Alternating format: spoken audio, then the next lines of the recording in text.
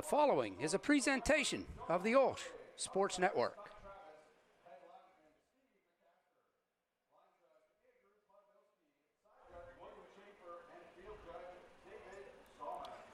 Greetings from Rochester, Pennsylvania. It's OLSH Sports Network's presentation of Charger football. It's the lid lifter for 2024 as the Chargers take on the Rochester Rams. Greetings, everybody. I'm OLSH alongside Christian Harbaugh and Grant Kalish here at the OLSH Sports Network, and we're here to bring you what should be an exciting game. And new things for this year, guys. The Chargers have more players this year for a couple different reasons, but Eden Christian and Montour Propel have elected to co-op with us, so we got some players this year. It's a big deal.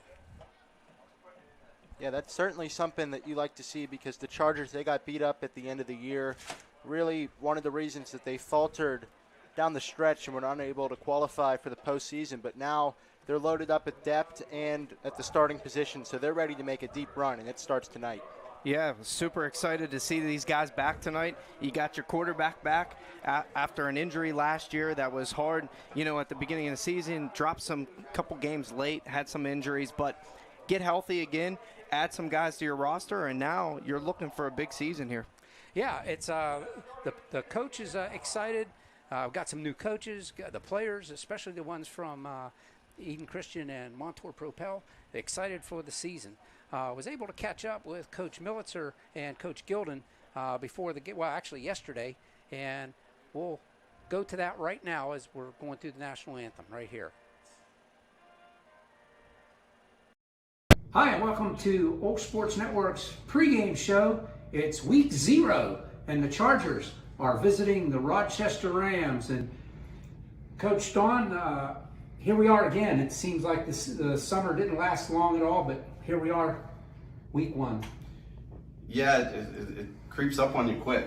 We were just talking to the boys about that, and you know, we couldn't be happier. You know, I said to the boys how proud I was of the team last year. So some of the guys with the co-op, which I'm sure we're going to talk about here in a second, didn't really understand what happened last year, and we explained it to them. And with the injuries and how hard those boys fought, I mean, we're trying to do them justice this year by showing everybody what OLSH football is really about. And you know, it just seems like yesterday we were doing the pregame for the Cornell game, and you know, talking about the chances still making the playoffs, and here we are again, getting ready to roll in 2024. Well, we not only have new players with the OLSH Chargers, we got some new coaches. One of them right here, Coach Gilden. I believe you're taking care of the defense. Is that correct? Yes, I'm taking the defensive coordinator spot. Any players on the defensive side for OLSH that we should keep an eye on? I think we have a real good group of seniors on the defensive side. Van and Isaiah and kids like that. I think they're going to make some good plays for us. I'm going to really lean on those guys throughout the season, and hopefully we can get them off to a great start Friday night. We got Rochester, the Rams, primarily a heavy running team in the past. I don't know what they got this year. I know you guys have been looking at stuff, and anybody from Rochester that our defense is going to have to focus on. I think it's going to be a team effort. I think they run the ball well. I think it's something that they really want to do. Just watching them on film, I think they put a lot of effort in getting guys on blocks, and then they have some good running backs on that side of the ball. So it's going to be a real challenge for us on Friday night. I think guys are up to it, and so we'll just have to see what happens. Well, we know Gene Matzook always puts a team that's ready to go on the field. Coach Don, offensive side, what the Chargers look like this year? I know we got some new players. Anybody we need to look out there? Yeah, for sure. But I think before we get into that, I just think defensively, you know, I really love the way our team's kind of taking on Coach's persona here. I mean, you know, everybody remembers Coach as a player, and you can really see them kind of buying into what he's doing, and it's been great to have him around. And you know, we got a lot of playmakers on that side of the ball. I think the thing that sticks out, and we talked about yesterday, is we got some kids that like to hit, and you know, you're gonna hear some pads popping, I think, this week. So we're excited about that. But Rochester, I mean, just in general, like to echo what Coach was saying, anytime you play a Rochester football team, you know they're going to be, it really doesn't matter. Coach hit the nail on the head. I mean, it's never one guy for Rochester. I mean, they're a total team, and you know they look the same almost every year. They're going to be physical, they're going to hit you, they're going to tackle, and they're not going to give up in a game. So that's the challenge we have with this new group. Offensively, you know, obviously everybody saw Van's potential last year, so we expect big things from him as he kind of leads the charge. We got a plethora of guys that can make plays. You know, excited. We have a freshman back starting this week that we're excited about, and Christian Bush, he's done a nice job in camp and shown some things for us. And you know, we got a couple freshmen actually that might carry the ball for us this year. You know, and then we got some guys, a ton of guys that can make the plays on the outside. Like, you know, we know what Speedy Gardner can do. We saw what Colby can do last year. You saw those two last year. But Ty Washington and John Anderson are just explosive football players. So I think you're going to see kids that when they get in space, Al, get ready to get excited. They can make some guys miss, and they can make some things happen. So, but again, it's their first varsity football game. They're only sophomores, so hopefully they get the jitters out, but they can make plays for us for sure. And then Zay has been probably the most pleasant surprise. Not that we didn't know what Zay has, but this is a kid that as a freshman played offensive and defensive line. As a sophomore, started at offensive tackle for us. Last year played basically everywhere and played through an injury. He has been explosive, and he's kind of our Swiss Army knife. If everybody remembers Darion from last year, he's the guy that can do the dirty work underneath, catch the ball, run after the catch. He's the guy that we can put in at running back, and he can carry the ball. He's had a tremendous offseason and summer. Like, I expect big things from him offensively. Up front, Tristan Voteke leads the way. He's another senior that both sides of the ball. He kind of anchors us. He keeps those guys. We're very young up front after Tristan, but we got a lot of potential. So we'll see how those guys can gel. If those guys gel, we got a really good chance at scoring a lot of points. I mean, because they can keep Van clean and, you know, open up some holes in the running game. We got guys that can make some things happen. So we're excited. Another guy up front, you know, starting for us is Kyle Blinn. You know, we talk about this whole, you know, the Propel and Eden families. I can't talk enough about how great these kids have been. And we just had a great talk about how special this is, you know, and we got a lot of kids from those schools that you're going to hear about that OLSH fans might not know. You got a kid like Chris Harris from Propel, who was a great youth player, playing his first varsity game tomorrow as a junior, starting both ways. And you talk about a kid that's fast and loves to hit and is a natural leader. I mean, you're going to learn about Chris Harris. You're going to learn about Owen Nestor from Eden Christian, who won the safety job. Literally came in and beat kids out. Kid that flies around, hits, does everything. You know, another one that came to us from this. Coach is modest, but his son's starting for us tomorrow night. Cassius Gilden, Cassius is going to be a fun football player to watch. You can tell he has a football IQ and he knows where to go, and he physically can do it. And when he realizes how physically gifted he is, it's going to be scary. So he's starting for us tomorrow night. He's another kid that came to us from Eden Christian. And there's so many. I'm sure there's kids that I'm forgetting right now and that have stepped up. But it's so great to have the numbers to do that, you know. And our practices have been great because we have the ability to go have a full scout team and other guys around. So it's been exciting for us. But, you know, again, I can't thank the administration at OLSH, at Eden Christian, and Montour Propel enough for making this happen. We wanted it as coaches. You know, I know Coach Gilden, as a parent, wanted something like this. He was excited about this. I know the Propel families are pumped. But at the end of the day, the administration has to figure this out. And were there bumps in the road? Of course. But at the end of the day, you have three places that want to make this work and want this to be successful. And, you know, I think God brought us together for a reason, you know, so I think we're going to show everybody tomorrow night. Well, I know to continue on with what you were saying is toward the end of last year with the attrition and injuries, it was really tough to field a really competitive team, and you saw the record as we started losing some games that I think we could have won. So thank you, Montour Propel, and Eden Christian for coming in. I know they're happy too. Oh, yeah. The kids ready to play and charged up. They didn't have a football team. Now they got a football team.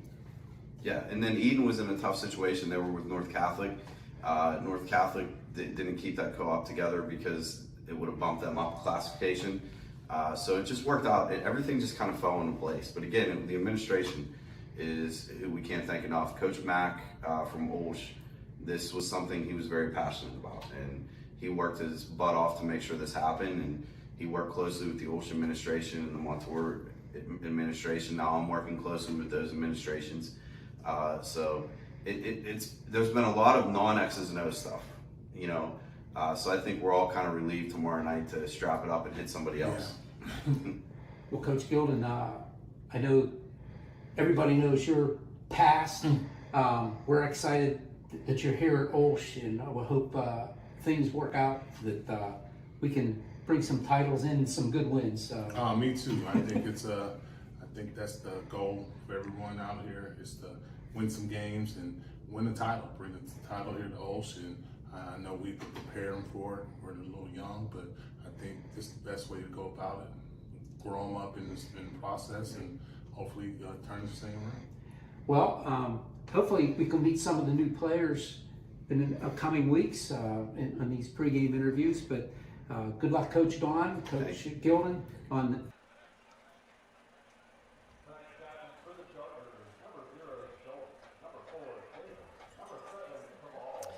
And there you see the Chargers ready to take the field. Rochester Rams already taking the field.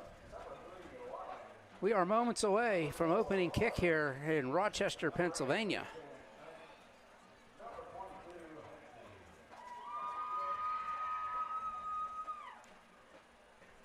It's if you're used to watching Charger football, guys, it's a little bit different. There's a few more players on the field for the Chargers, dressed in the purple and gold this year.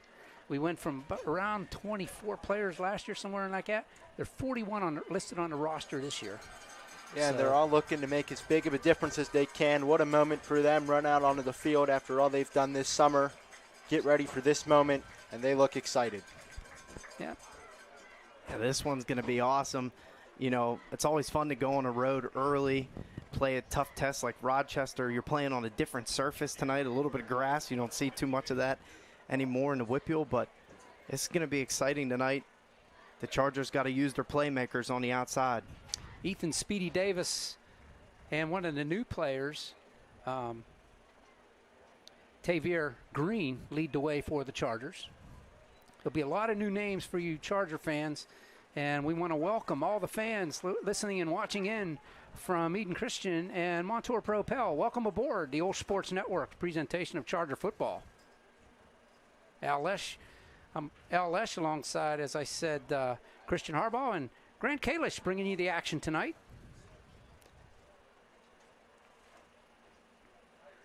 Watching coin toss. While we're waiting, OLSH Trivia Night, benefiting the OLSH Athletics General Fund, returns on Saturday, October 12th, 2024 at the Hub in Pittsburgh. Or excuse me, the Hub in Coriopolis. Don't go to Pittsburgh, it's in Coriopolis, folks. Assemble your team and get ready to test your knowledge. Stay tuned for more information.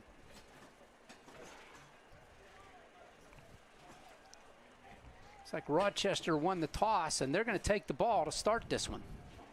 Chargers will be defending the goal to your right, dressed in all white tonight with the purple helmets. They don't have their OLSH logos yet, guys, so on the helmets, but they're coming. Yeah, they still look sharp. The purple looks good. I like the all whites. They'll only stay clean for a couple plays here, yeah. Especially on this grass. Well, the grass is thick, and when you step on, you can't see the feet anymore. So it's thick and deep. Yeah, I think this is a great opportunity for the Chargers to get different surfaces early in the season, so they're not caught off guard as the year goes on. They get experience in all different kinds of field. Great point, Grant. But you know what? To the Chargers' advantage, they do practice on on grass. Right. They're out of youth town in the grass, so it's not like they're on artificial turf all the time. So no, you need your weed whacker when you go out to youth town and before you practice. So this isn't foreign substance for the Chargers. They're used to this. But I'm sure they got some long spikes tonight, so they'll be okay. They probably got the 1.5-inch spikes. Yep, yeah, you have to. Yeah.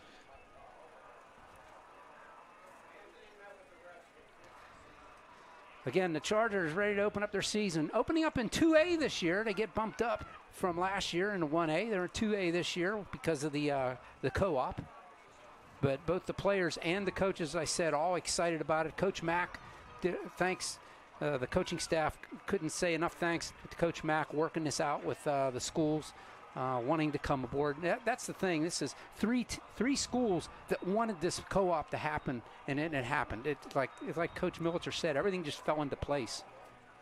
Yeah, you're definitely excited about that when everybody's bought in and has your back. Patty Altmar will do the kicking duties this year, the punting and the place kicking. He came on the goalkeeper for the soccer team, and he really loves playing football. And you know we're excited to see him, right, Grant? My man got a foot. Oh, he has hit from 58 in practice. That's impressive. That's a live ball. The ball fell over, and Patty, if he'd have stopped, they'd have let him re-tee it up, but the ball dribbled up to the 50-yard line, and actually it's going to be on the Charger 49-yard line. That's where the drive will start for the Rams. Yeah, I thought maybe it would just roll and get to the 10 yards, but it was just a little bit short. The Chargers were all over it. Rochester was not prepared, but the ball just did not go far enough. Again, I attribute that to the long grass because it looked like the grass was knocking the ball over. Yeah, we just talked about it. It's not really windy out here. No, that was the grass for sure. So from the Charger 49-yard line, it's 1st and 10. Just underway here in Rochester. It is Babel handing it off, trying to get the outside, maybe 1 or 2 yards. That was Jason Clinton Jr. for the Rams. He'll pick up a couple. It'll be 2nd down and about 7. You talked about the Chargers' fast front, and there they are jamming them up at the line. And we know Rochester, they like to run the ball a lot, so you're going to have to put some guys in the box and be able to tackle an open field. Officially pickup of 2, 2nd and 8. Tonery calling the signals for the Chargers on the defensive side of the ball. Of course, Cable's on the end, on one end, and Schultz on the other. Cable's the commit to Akron this year. Chargers don't have enough guys at the bottom to cover. Cable's getting blocked out. Here comes Babel around, hit at the 40-yard line. Speedy Gardner comes up, makes the tackle along with Schultz. It'll be up to the 40-yard line. It'll be 3rd down and about 1 for the Rams. That was student body to the right for the Rams. Yeah, and again, that's what they're going to try to do. They're going to try to get to the outside, get their lead blocks out in front, and let their playmakers do the work. But the Chargers do a good job there at swallowing them up and keeping them contained. Yeah, you want to bring up 3rd down as many times as you can, and yep, Chargers did that here. Full house backfield. They'll hand it off up the middle. Got the 1st down and more inside the 40-yard line to the 35. It'll be 1st and 10 for the Rams. It was a run by Henry. When he went into the line, I wasn't sure if that was 23 or 24. It was 23. Henry gets the 1st down, 1st and 10 for the Rams on the Charger 35-yard line. Yeah, that's the first of many power-on-power matchups on this side of the ball, and the Rams won this one. 4 wideouts in motion, and they're going to hand it off to Mason. Mason trying to get the corner. Here comes a flag. That's going to be a penalty on the Rams. He gets up there for about 5 yards, but hold on. There's a flag sitting at the 40-yard line. This one's coming back, I believe. Yeah, that blocking was too good to be true there from the Rams. They really boxed up the Charger defenders, but probably grabbed some jersey in there. Yeah, I think there was a hold early there. Flag came out pretty early. Yeah, it did. Yeah, they're pointing. It's against the Rams. The first time the Rams came out in shotgun, too. There you see the official. I never saw the signal. Oh, he's confirming now. Yeah, you're going to send him back to the 45-yard line. 10-yarder. Never did see the signal. Oh, here it is. Holding against the Rams. Yeah, as we suspected. I was expecting that or blocking it back, but when he brought it back 10 yards, it kind of. Yeah, that's what I thought too. I think their tight end was holding there on the far side. Schultz. Full house backfield. Babel under center. He'll hand it off. Cutting it upfield. Spinning out of one tackle is Mason. Up inside the 35 to the 34-yard line. It'll be 2nd down and 9 for the Rams. Yeah, the Rams ran right opposite of where Cables was. They did not want anything to do with him on that play. I'd stay away from him too. You see him? Yeah. He eats weights for breakfast, lunch, and dinner. D1 prospect going to Akron. Yeah, and he deserves it. Big body, can play multiple positions, Well, he's multiple sports. He's going for the position he's playing right now. Yep. Big boys up front for the Chargers trying to stop this. 2 in the backfield. Babel in the shotgun this time, 2nd down and 9. He'll send Hershey in motion. Babel keeping himself. He cuts it upfield. Hit and missed at the 30. He'll drag some tacklers up to the 25-yard line, close to the 1st down. And once again, right away from Cables, you wonder if the Chargers will start to shift towards the side that Cables is not on as the game goes on, and let Cables just take care of it if it goes to his side. Yeah, most definitely. And right now, Rochester's front line is just giving them a good push. They're running behind their blockers. And again, they're comfortable in that triple option. They award 1st down to the Rams at the 25 of the Chargers. Clock's running at 8:40 here in the 1st. Trying to get the end. Nothing doing there. Up to make the tackle from his cornerback spot is Speedy Davis to make the tackle.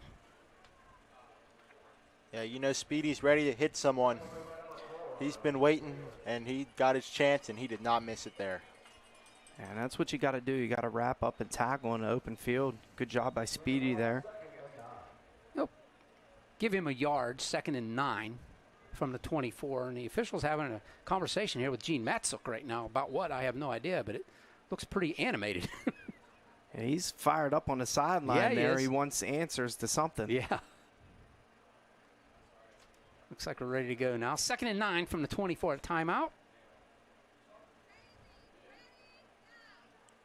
And what's this one about? Oh, they want 8. They want time on the clock. 8:17, I think he said.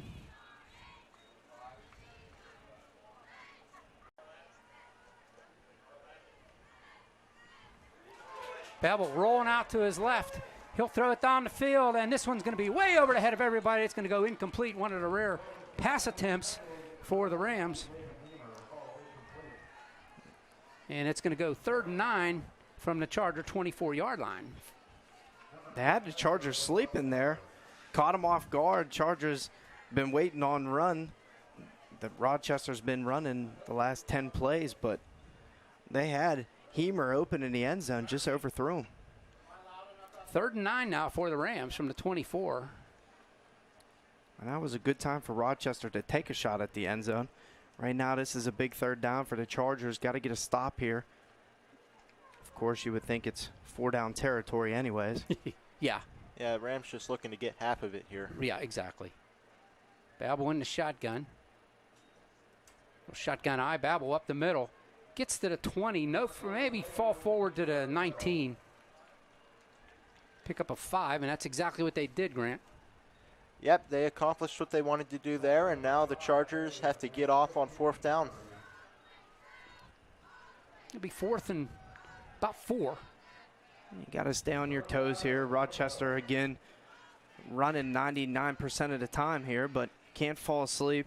If they can get the stop here, guys, I think this is a great stop after great field position. The Rams started in Charger territory. Absolutely. This would be huge for the Chargers. Get them all fired up to get on offense and move the football. 7:15 and a rolling clock here in the 1st. Twins to the far side. Babel in the shotgun. They need 4 yards. And there's a penalty flag. I think it's going to be delay a game. Trying to draw the Chargers offside. Stop the clock. The clock operator. It's a first game for everybody, folks. Yep. Welcome back. No, they're saying that Rochester called a timeout. They are. No penalty. Yeah, they must have granted him a timeout late. I didn't even see them signaling for it. He could have been talking to the side judge over there in front of him. So, timeout taken by the Rams. 4th and 4 from the Charger 19. 6. That's what they're still looking at the clock. No score, as you can see.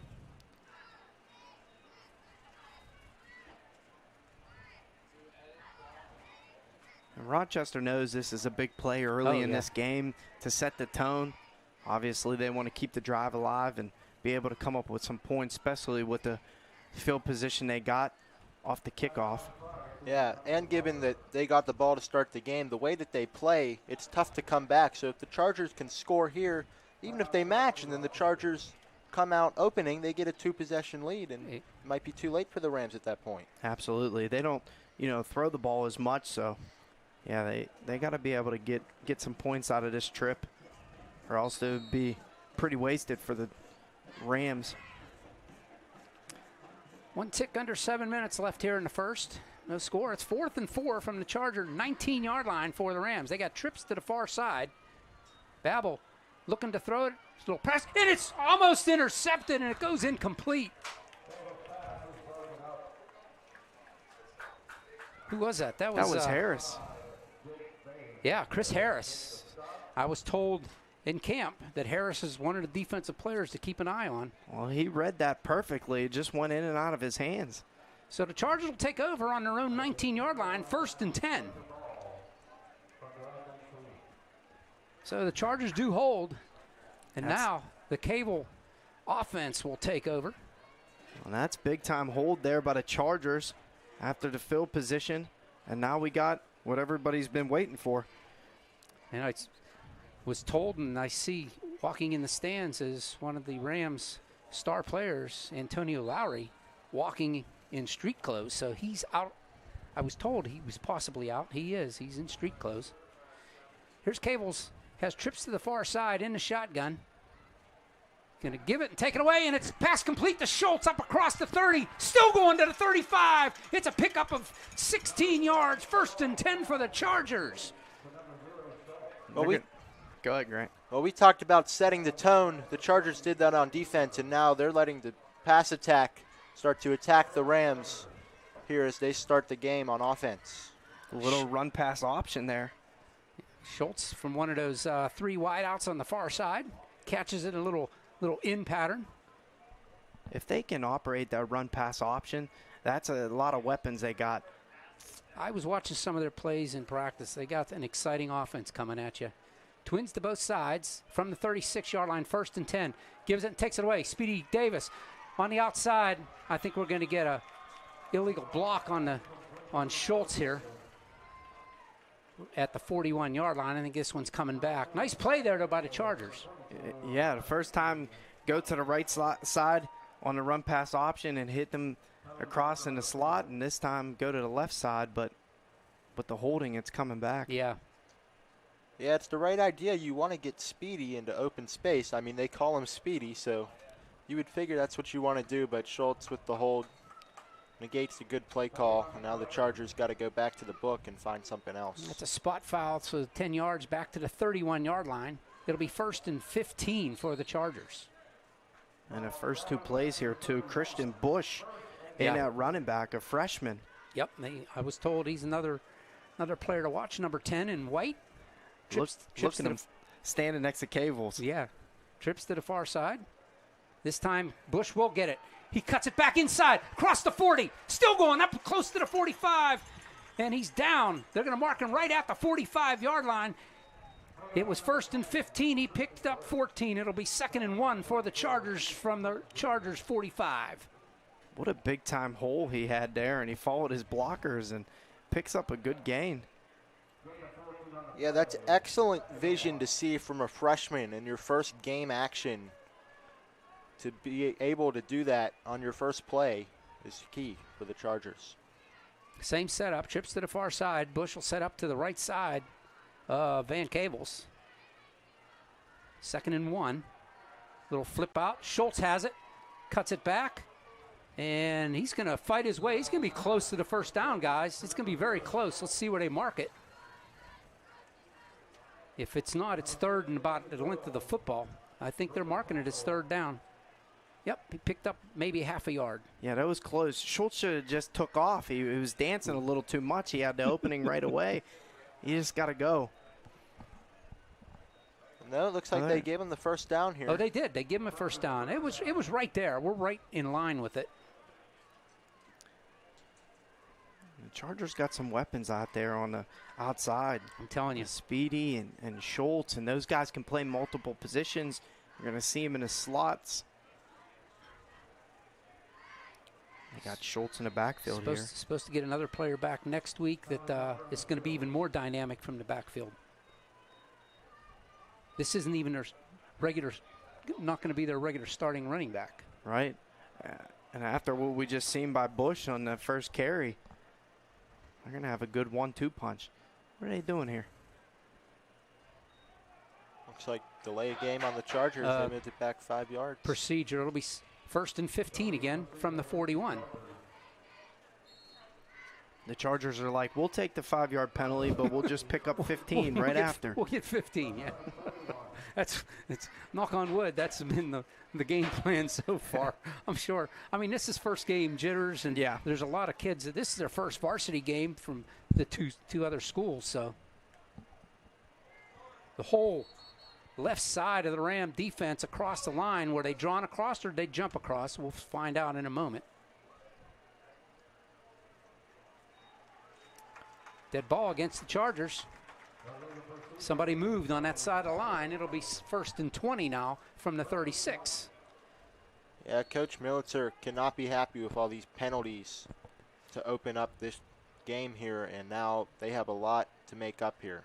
Especially dead ball fouls, pre-snap fouls. Yeah, you can't have penalty flags here and draw you back. Cable's going to roll to the near side. Looking, he squares it up. He's got Speedy up at the 45. He breaks his tackle across the 50, the 40, the 35, and he's down. He's pushed back to about the 37-yard line. 1st and 10 for the Chargers. Cables rolls out, hits Speedy Davis, and away he went.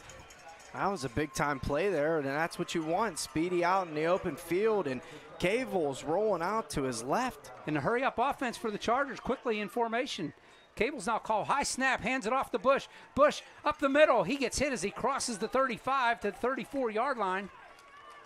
Picks up a couple. It'll be 2nd down and 7 for the Chargers. What a play there. I mean, that was awesome. And then the hurry-up offense had the Rams on their heels. Man, if the Chargers can play like that with some aggressive, that's really good. Playing quick, keep the defense on their toes. 3:20 in a rolling clock. No score here in the first. Chargers on the drive here started at their own 19-yard line. Twins to either side. Lions in motion. Not Lions. Hawkins was in motion, and there's another pre-snap penalty here. Yeah, that's probably going to be on the Rams. For offside, but you never know. I heard the Charger coaching staff yelling offsides. Yeah, they're moving the ball 5 yards. Yep, encroachment. Lining up in the neutral zone. 3 minutes left on the clock here. It's rolling. And the officials say it shouldn't have been rolling. They hadn't set the ball yet. So the ball's at the 29 now. It's 2nd and 2. Bush goes from the left side to the right side. Sends Hawkins in motion. Snap over Cable's head. Cables. And they scram for it near the 50-yard line. Chargers, Cables ends up with it. Lucky to pick that one up there. Cable's fallen on it, but that's the last couple times. There have been a couple high snaps. Yeah. And they got to get that under control. You don't want to give away this good drive that you're having here to pick up some points. All the way back to the 49-yard line. There was like 4 or 5 Rams all over the ball. Cables did a great job of yeah, I don't pulling know that how one he in. came up with that. Yeah, he missed it at first, Yes. but he certainly made up for it. From But the now he's going to have to make up with it for his arm. 3rd and with his arm. 22 from the Ram 49-yard line. Another high snap. He corrals it, hands it off to Bush. Bush up the middle. Gets to the line of scrimmage, no further. It'll be 4th and 22. Altmaier is going to have to come in and try to pin the Rams back deep in their own territory. Still no score here. Just under 2 minutes to go. Yeah. Getting up slowly is Javen Hemmer for the Rams, but he's going to trot to the sidelines. That's just a tough break for the Chargers there. Good drive they had going. They had some momentum and rhythm, and just one bad snap that went over Cable's head. Babel back deep for the Rams. He'll set up around his own 20-yard line. Altmaier, his first punt of the year. Good snap back. Gets it away. Good kick. Line drive. Babel picks it up inside his 15. Being chased there. One missed tackle. He cuts it to the outside. And he'll get it up across the 30 to about the 31-yard line. And that's where they'll mark it. The Rams will take over with 1:21 left in the first quarter. No score. They'll take over at their own 31-yard line. Hey, OLSH students, the annual OLSH Powder Puff football game will take place at Youthtown on Saturday, September 21st. Come catch the seniors and junior girls duke it out for a win. Gear up for the Powder Puff game. Apparel at olshgear.com.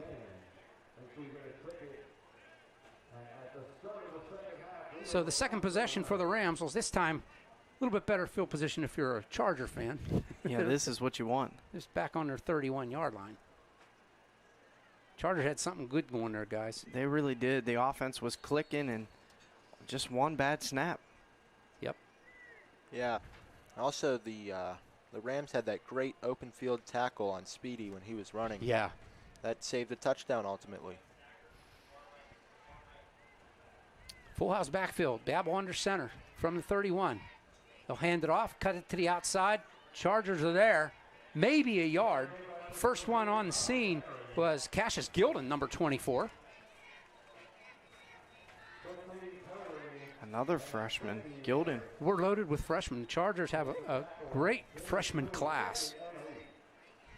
And these guys don't look like freshmen. No, some of them.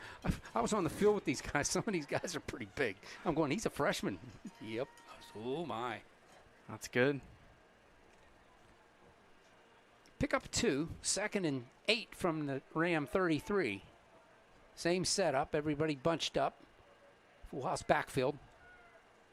Again, they'll hand it straight up the middle. Breaks through. Look out here. Almost broke that one out was Henry. Gets it up. It'll be a first down out to the 42-yard line. Maybe the 43. Yeah, he lost the ball on that play, and the Rams were able to keep it. Okay. It ends up on the 44, 1st and 10. Yeah, it looked like Ellis might have jarred it loose there.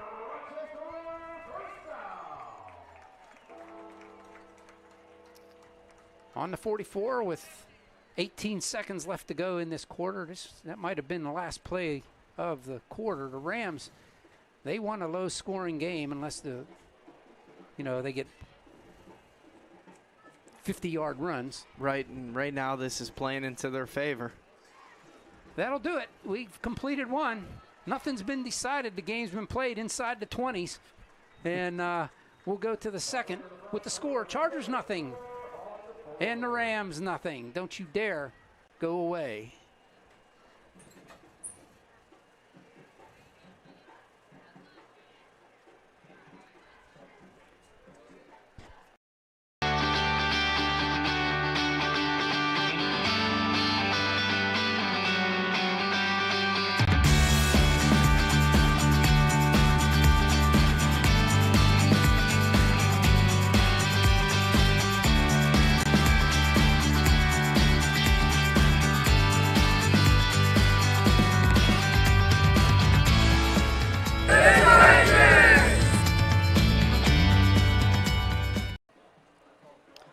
the score.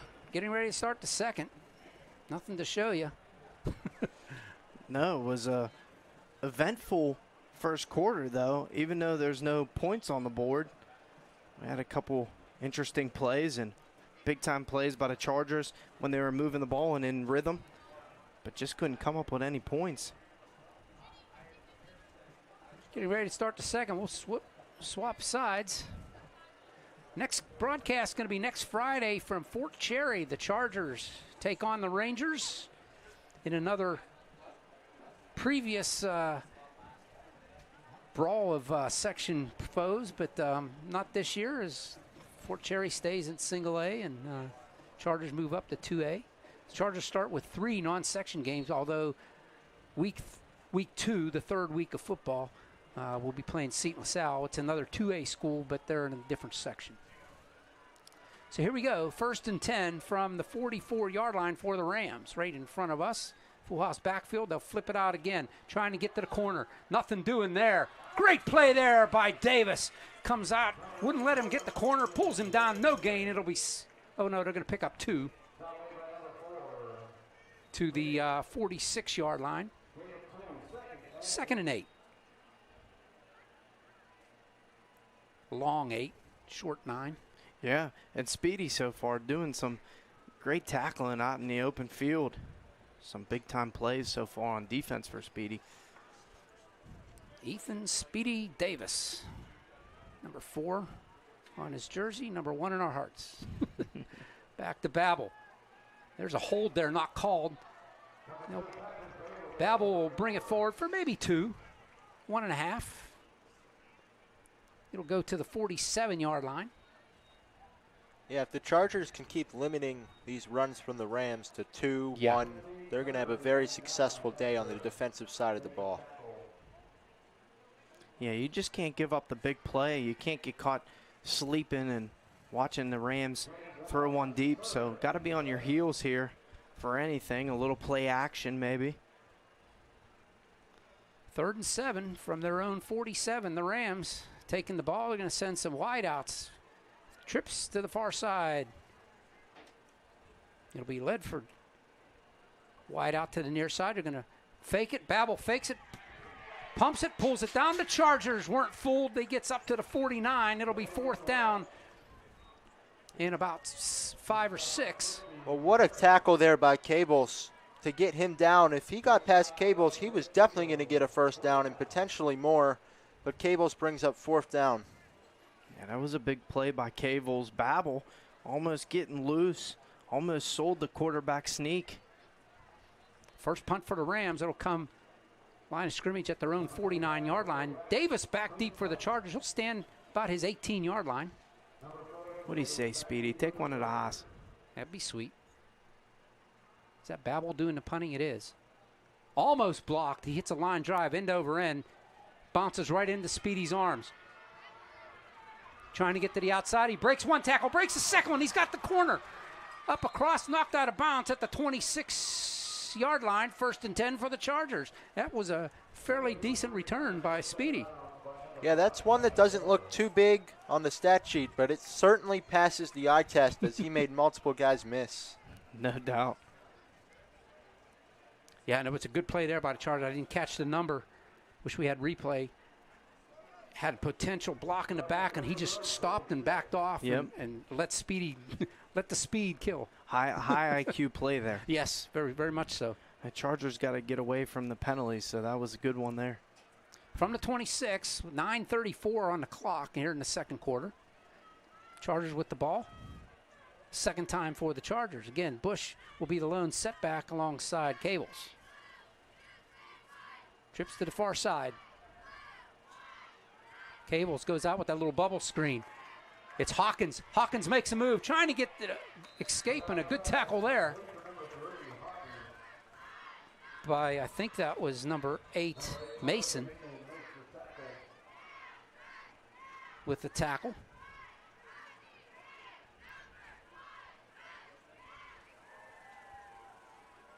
Picks up a couple. It'll be 2nd down. Looks like 7. That'll give him 2.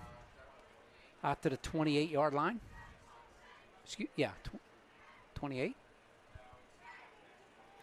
I'd like to see the Chargers put somebody back in motion again with a little bit of swing play, like they did with Hawkins before they got the penalty.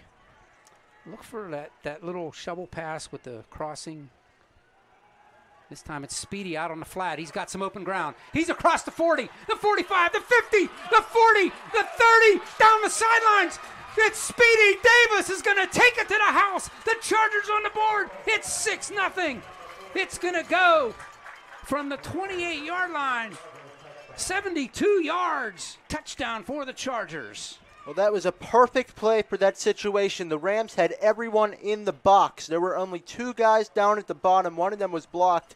And if Speedy has to beat one guy, you know he's going to do it, and he's also going to win the foot race for the 6. Yeah, big-time play, that bubble screen out there. Hawkins with a great block, and Speedy doing the rest with his feet.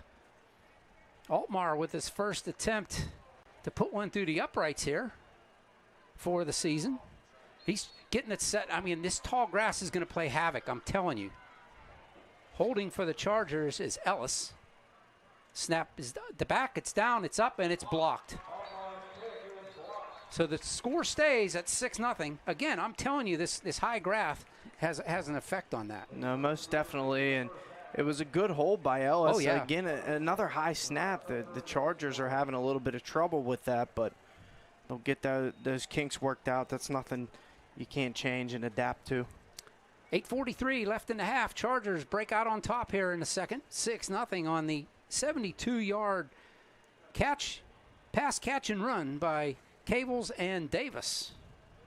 And how about the Chargers doing exactly what they want to do, get into their playmakers' hands on the outside and let them be aggressive and use their feet. Hey, save the date for OLSH's Fall Open House, Sunday, October 20th. I know that's out there, folks, but mark your calendars. Explore all that OLSH has to offer and see what makes OLSH the best independent Catholic high school in our region. Hey, and if you're interested in supporting our OLSH Chargers, visit www.olshathletics.org and check out the fundraisers section in the Fan Zone tab for the latest fundraising opportunities. Well, we're thinking fast here because of Speedy. Yeah, that's it. Ethan Speedy Davis. Altmaier tees it up on the 40. Mason and Ledford back deep for the Rams. This one's high in the air. He gets this one in the air, and it'll be Mason from about the 13, right up the middle. He dives forward to the 35-yard line. They'll mark him at the 36. 1st and 10 for the Rams with 8:32 left on the halftime clock, second quarter clock.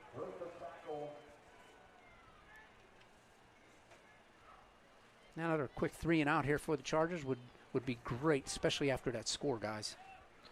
Yeah, 100%. Hopefully the Chargers, again, can make some tackles in the open field, and they did a good job of it so far.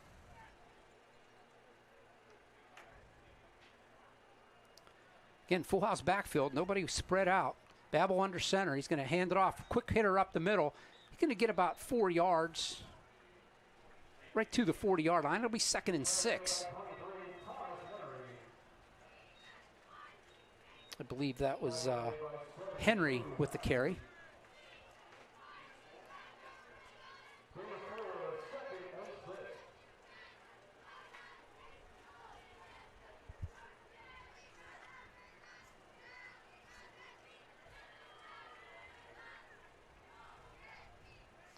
Bring it up to the line.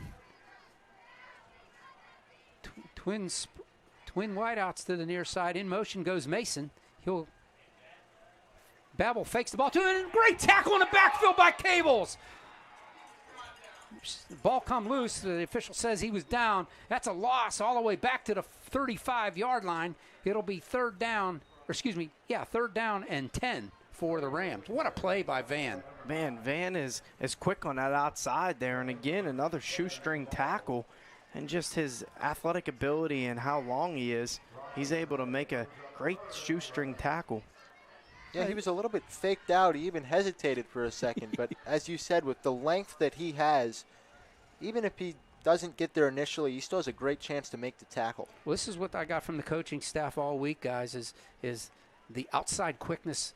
The quickness of the linebackers and the ends on the defensive side of the ball is phenomenal this year for the Chargers. 3rd and 10. So they're calling it 11, actually. Babel back to pass. Cable's in his wheelhouse, and it's up in the air, and falls incomplete. It was batted around. It was a juggling act. Cable's batted it into the air, and up and down it went, almost intercepted inside the 30-yard line, but it falls incomplete. It'll be 4th down and 11 for the Rams at their own 35-yard line. How did the Chargers come up with that one? I mean, that was a heck of a play by Cables, but it popped up in the air. It was like 4 people on a baseball diamond all looking at the ball, and it drops right in between them. You got to remember, that was 4 defensive linemen. Yeah. And you know they had to have been like salivating at that ball. I mean, they hit that so many times. I know. Garner back deep. He's inside his 30-yard line. Babel, I don't think they have enough players. Here comes another one on, and Rams have to waste their second time out here with 6:46 left in the half. Man, Massey almost came up with that too. But yeah, I think Cables might have even blocked it out of his hands. He was he was so eager to catch that ball, but heck of a play, and it puts the Rams in a tough spot here, 4 and 11. 6:46 left in the half. Chargers with the lone score, 72-yard pass and catch and run by the Chargers. Cables to Davis. Davis doing most of the work down the sideline, but what a great play there. And the last couple series, guys, I think the Chargers defense is starting to find their footing. Yeah, they're getting in some rhythm here now. Their speed is getting to the Rams a little bit, and they're doing a good job tackling. Yeah, Cables was close to forcing 2 turnovers there. He had the fumble that he jarred loose. They called the guy down, and then the interception, which was just dropped. But well, when you got a 6'6" guy in front of you with his arms up, you got to really throw the ball high to get it past him. Babel back to punt. He'll get it away around his 25-yard line. It's a spiral. Garner or Davis will let it bounce into his hands across the 30. Goes to the outside. He said it worked once. He gets knocked out of bounds right around the 40-yard line. And that's where the Chargers will take over with 6:35 left in the half. I mean, hey, if you're picking 10 to 15 to 20 yards up every time on a punt return, that's not bad. Good job by Speedy there. Give the Chargers some good field position here. Did we have a flag? There was a penalty flag on the field. I think I'm not sure who it's on. well, they're gonna talk about it. They're gonna discuss it. But you saw there on that punt return, The Rams are happy and the Chargers are happy. So I don't know what's going on. It looks like they're gonna re-kick here. Speedy didn't just go out of bounds. He kind of like stepped back inbounds and fought for an extra 2 yards, and that's the kind of stuff that can ultimately They're picking the flag up. So help you out. So Charger ball at the 40-yard line.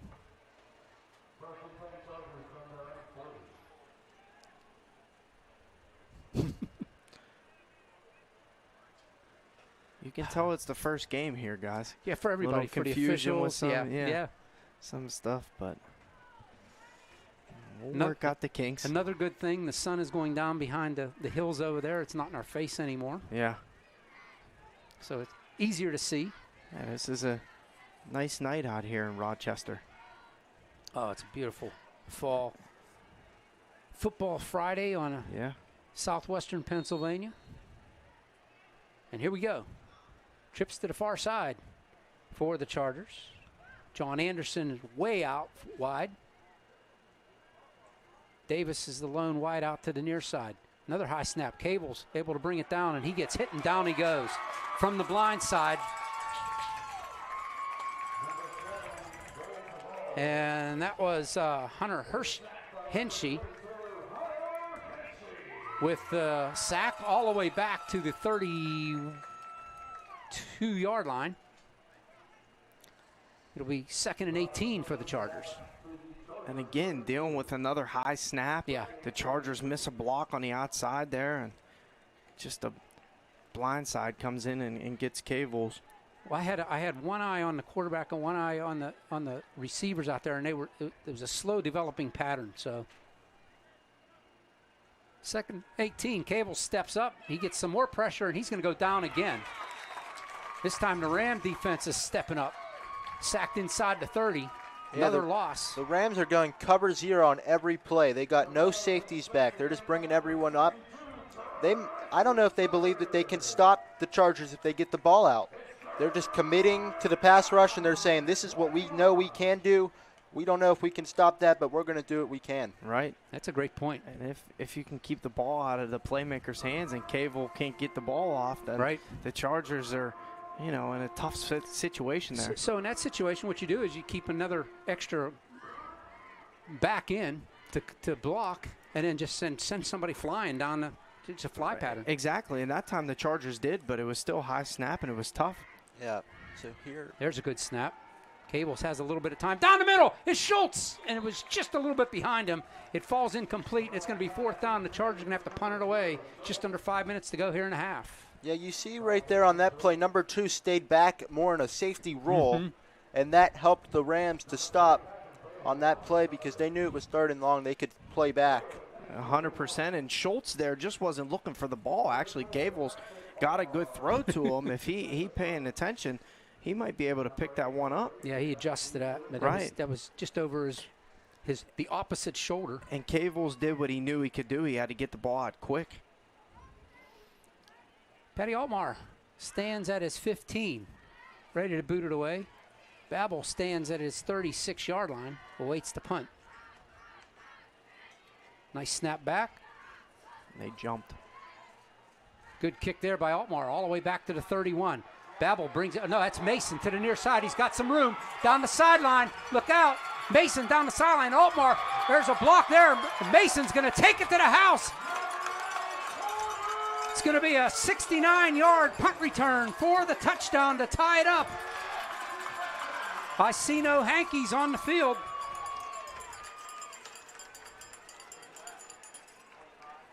I originally thought there was a penalty, that Rochester might have jumped off sides, but I guess they missed that. So, Rams have a chance to take the lead here. Yeah, that's such a big play for the Rams. They had the vision, especially with the way that they had their offense set up to where they just do the slow plays. With 4:36, it might have been even tough for them to do it. And now, despite the Chargers dominating the game from the eye test here, the Rams are going to take the lead if they can knock down this extra point. I think they're going to go for 2, Grant. I think they're looking for the T. Okay. I didn't see a T going out there. That's why I said I don't think they're going to go for 1. I think they're going to go for 2. Yeah, and usually Rochester is one to go for 2 a lot. Well, looks like they're going to try to kick it. Yeah. No, I saw somebody throw a T out there, so. Well, first game of the year, you want to see what you got in your kicker. Yeah, 100%. And wow, the game just shifted just like that. The Chargers had a ton of momentum, and Rams here. Yep, it's all gone in one play. Clinton with the point after. They're faking it. They're going to throw it into the end zone, and they're going to incomplete. What a play there. Who was it that made that play? Once again, Speedy Davis knocking the ball out of the hands. That was a great play by Speedy. Rams got them off guard with the fake, and it was a perfect throw, too, on target. But Speedy, just a big-time hit to jar the ball loose. Braden Seagate with the pass. He was holding, took it, rolled out to his right, had an open man in the end zone, and Davis comes over and flat just knocked it out of his hands. So we're tied at 6 with 4:36 left here in the half. Brand new game. Yep. And wow, what just a momentum shifter there for the Rams, and something to lift them up. Yeah. They couldn't get the ball rolling on the offensive end, and then you get a punt return like that. There you see the scoreboard with ours underneath it. Got some double action there. Double action on the scoreboard.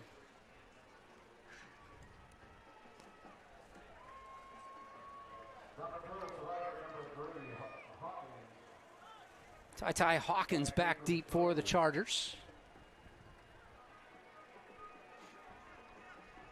This will be the first time we get to see the kickoff team for the Rams. They'll be doing it again to start the second half, but And then that'll be it for them. They'll be done after that. I'm knocking on wood.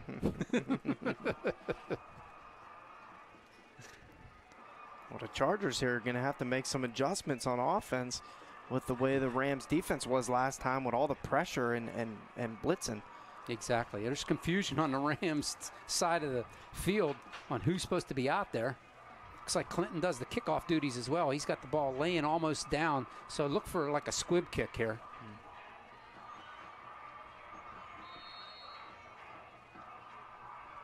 Here's the run up. Well, he gets it in the air, but it's short. Up man gets it. That's Bame. No, that's Tonery.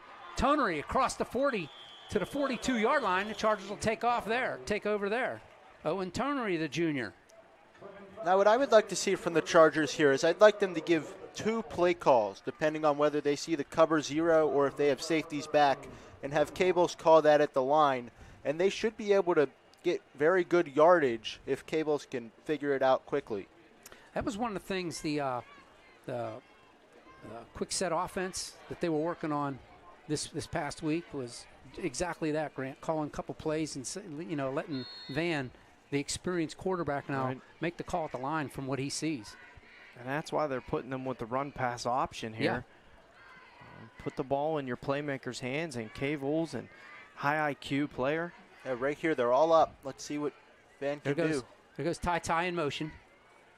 And they'll give it to him on a little swing pass, a little wheel pass. He breaks a tackle. He's across the 50 into Ram territory at the 43-yard line. 1st and 10 Chargers. And that's a heck of a play there. That's what you want. Hawkins coming in motion, the swing man, great block. That was a big-time pickup by Bush. Cables was going to get sacked again, but he got it out. Well, I saw the Rams. They were keying on Bush on the handoff. Yeah, he faked the handoff, hit the swing man, and Ty got some space to pick up the first. Ty and Anderson out wide to the near side. Cables calls for the ball from the shotgun. Across the middle, just a little too tall for Hawkins. Falls incomplete.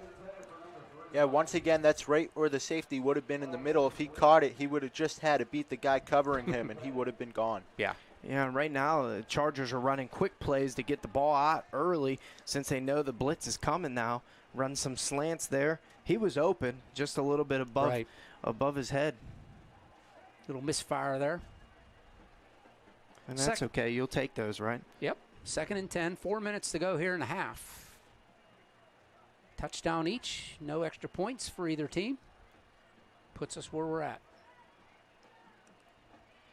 Twins to either side. Bush in the backfield with Cables. In motion comes Davis. Little shovel pass. Davis avoids one tackle, can't avoid the rest. He's going to get pushed forward. He's going to lose maybe 2. Back to the 44. It'll be 3rd down and 12 for the Chargers. Yeah, he got that ball too quickly. That's where the Ram penetration was. If he would have been a little bit further outside, he would have likely broken that off for a big gain. Yeah, not a bad idea to have Speedy come in motion there and a little shovel pass to him.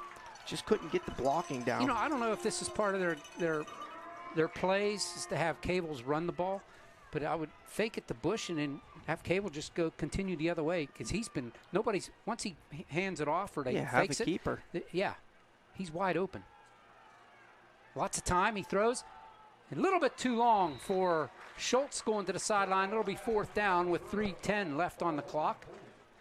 And again, that was the right play. Bush picks up the linebacker blitzing. Cables had some time. Schultz had a man beat, but just a little bit overthrown there. Yeah.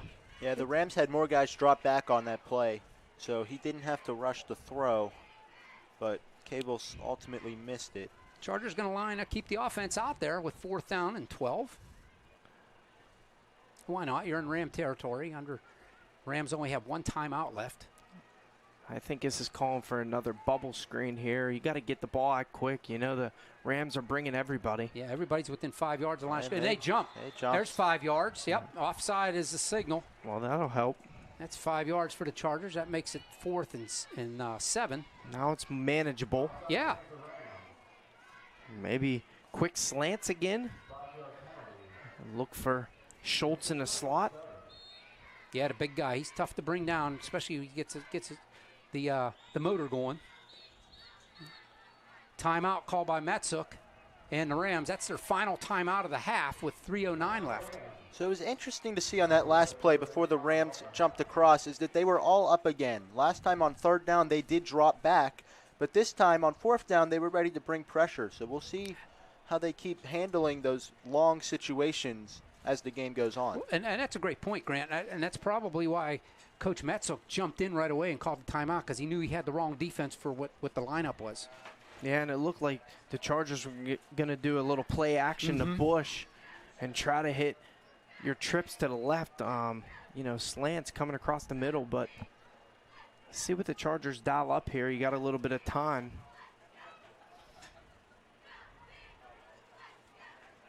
Hey, join us at Moon Stadium on Saturday, October 5th, as the Chargers take on South Park in the homecoming football game. Stay tuned for more information on that one. That's a Saturday. Saturday at 1 o'clock, by the way. Afternoon game at Moon Stadium. I'll be at Moon Stadium on the 4th. I was a Moon alumnus, and I got notice that I was notified. I was picked as the designated distinguished Moon alumni for 2024. So that's awesome. Yeah, congratulations. So I'm going to get my reward on their homecoming. Cable's rolling out to the near side. And that one is intercepted by Mason one more time, and Cables pulls him down right at midfield in Charger territory. No, that wasn't Mason. That was number 6. I thought it was an 8. That's Nate Bills with the interception. Yeah, so once again, the Rams were up, and they got Cables out of the pocket, which is where he wanted to be. And then Cables probably in his mind thinking, it's 4th down, I got to throw the ball. But he really didn't there, because he ended up throwing that pick. There was no one there, so he should have just thrown it away and just took the couple yards, or even tried to take it and run with it. But ultimately, he makes the mistake. Yeah, that's one where you got to eat that one. Yeah. I know Speedy was coming back on a curl route there, but he was in double coverage. Yeah, guys, it was a lot of chaos over there. 1st and 10 for the Rams on the Charger 48-yard line. He'll hand it off. Get to the outside. No, he won't. Right there at the line of scrimmage, maybe 1 yard, was Clinton, I believe, again on the run. Well, one thing you can't do here if you're the Chargers is give up points. Oh, right. So you got to make sure that you keep this game where it is. Well, we're under 2:40 to go in the half. Remember, the Rams have no timeouts left.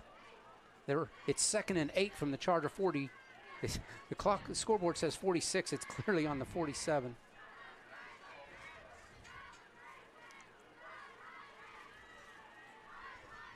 Twins to the far side. Babel in the shotgun. He's looking to pass it. He's going to fling it high in the air. And that one's going to fall incomplete. Nobody near it. I believe the pass was intended for Ledford, but it was 15 yards away from him. Down the middle of the field, Ledford is going down the sideline. Closest player to it was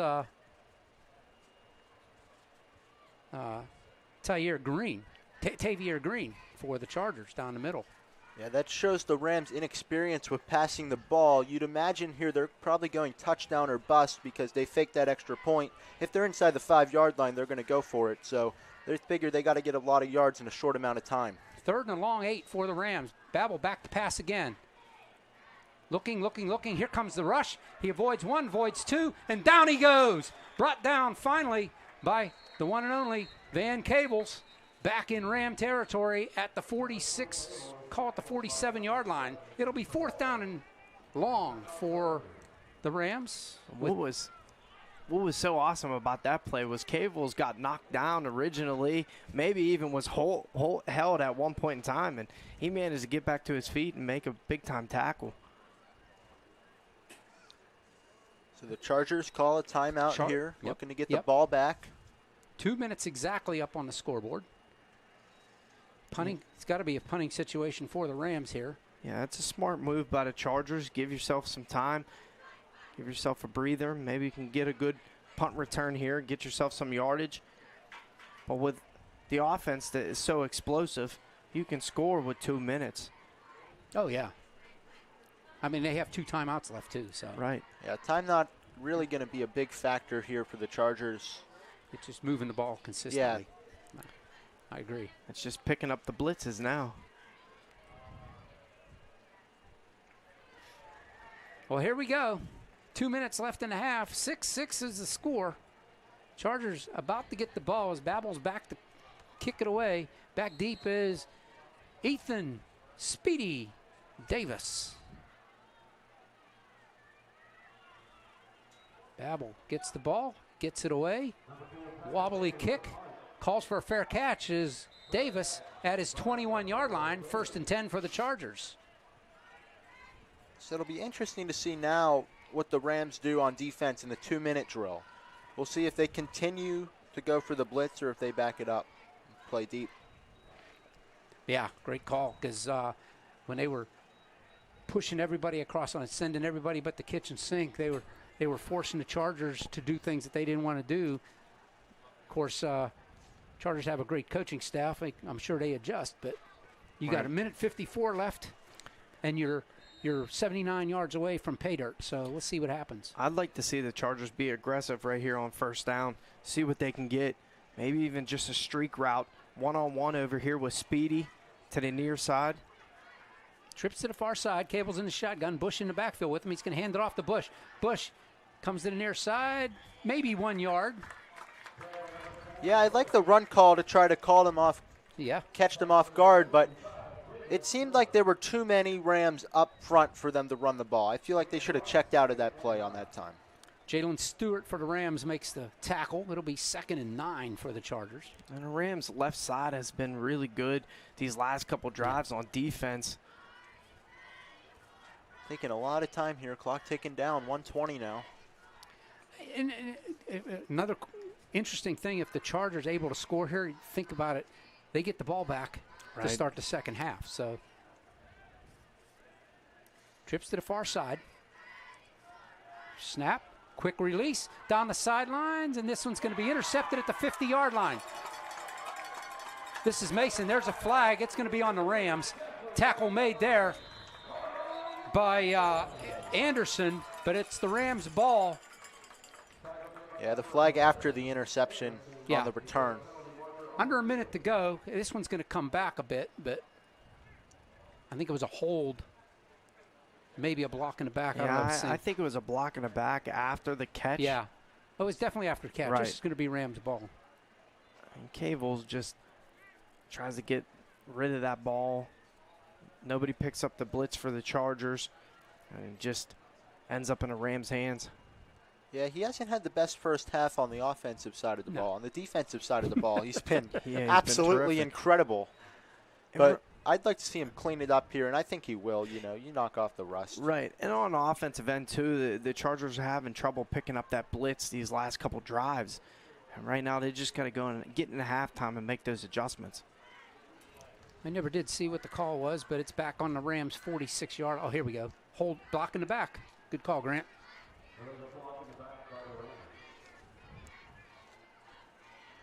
First and 10 with 57 seconds left for the Rams. Chargers just need to keep the ball out of the end zone here, knowing that you're going to get the ball back to start quarter number 3. And I could see the Rams being a little conservative here. You know, just the way they play, their tempo of their offense. Just keep the ball on the ground, get into halftime at a tie game. Yeah, they played their game so far. We're not playing the Chargers game. We're playing the Rams game. Absolutely. They should be very happy with what they've accomplished here in this first half. They're setting the tempo of this game. There's no doubt about that. Full house backfield, definitely not a passing formation. Doesn't mean they can't. Under center is Babel. Man, looked like the offensive line jumped there. I love this. Everybody points at each other. But it looked like the offensive line fired off the line first. So that's what I thought. And the ball wasn't snapped. Yeah, you see that movement. You got to look at the quarterback for the ball, and all of a sudden, the one side judge is pointing to going on. Yeah, illegal procedure. Yeah, it's like the ball's sitting there, and the whole offensive line goes forward. So that was probably a run play. Yeah, 100%. It goes back 5 yards to the Ram 41-yard line. The good news for the Rams is no time is off the clock. It'll be 1st and 15 now from their 41. Now, given the situation, I think it'd be nice for them if they could get a little pitch outside, have their guys in the backfield come with them as blockers. Same situation. Roll out by Babel. Nobody there. Chargers get him behind the line of scrimmage. I don't think he even made the line of scrimmage. He's going to lose one back to the 40. A whole host of Chargers there to stop him. Babel had nowhere to go, and the clock keeps rolling. And Grant, I think you called that perfectly. I think they just ran the play wrong. Yeah, he went to the wrong side. Right. Yeah. They were looking for the rollout and the pitch to get to the outside. There was nobody home. Under 30 seconds to go now. The Rams in no hurry whatsoever. Yeah, they'll probably just take a knee and go in, maybe run the ball, but They'll probably take the penalty here. Yeah, there's 15 seconds left. They don't even have to run the clock because I saw the official say start the play clock. Right. So they don't even have to run a play here. And you don't want anything crazy happening, fumbling the snap or anything if you're the Rams. well, they get to the line. 3. They got the play off. And a couple yards up across to the 43-yard line, and that'll do it. We've completed one half of this game. Each team has a touchdown, and we are tied at 6 here. Rams and the Chargers on week 0 of WPIAL football here on the OLSH Sports Network. Don't you go away. We'll take a break. We'll be back for more after these messages.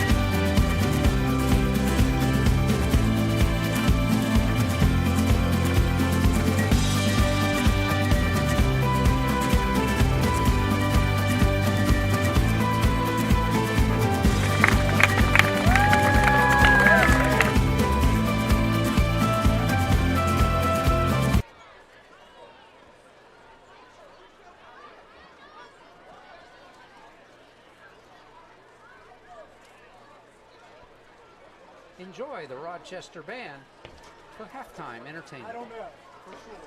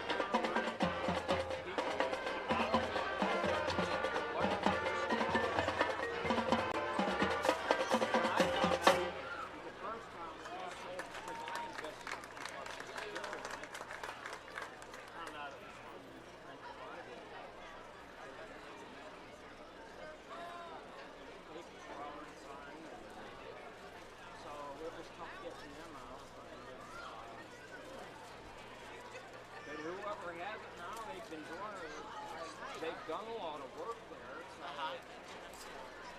but it's been sitting empty. And was yours still in yours? Well, It wasn't like you. well, actually, before it sold, I mean, I was keeping my fingers crossed that the furnace would be, because it was, that furnace was over, you know, so I was hoping I went in there one day, and the bathroom pipes must have burst, and just, well, no, they didn't burst, it must have leaked, because it was just like leaking down the hole, you know, in the living room. There wasn't damage, it was just it just needed so much work, you know, it just needed so much work. So it ended up, like I said, this lady bought it. The heck it was, I just had it sold in May. And see, Steve and I were paying the bills on it because my mom was in a nursing home at that point, so she had no money. Ray told me to help me. Rick had already had his stroke, so Steve and I were paying all the bills on the house. My mom had a personal line of credit, and of course it was against the house, so we had to pay that too. And it was just, you know, we just wanted rid of it. So I thought I had to start in May, right before closing, go back out. So had to put it up for sale again. And it was just, but it was sold again the day before I backed out. So then this woman comes and was my real estate agent. Good news and bad news. She said the guy backed out of the house, but I have a woman that wants it, will pay when he offers it, and she's going to give me cash. So I'm like, that's fine, but Steve and I ended up still with nothing because my mom's like, because, I mean, I'm not going to say it's a whole lot, but by the time the real estate agent took their money, and by the time they paid the bank for the loan, I think we ended up with $7,000. But I had to pay a lawyer then because he was helping me with some stuff. And then my mom had no life insurance. So when my mom passed away, I think it was like $5,000.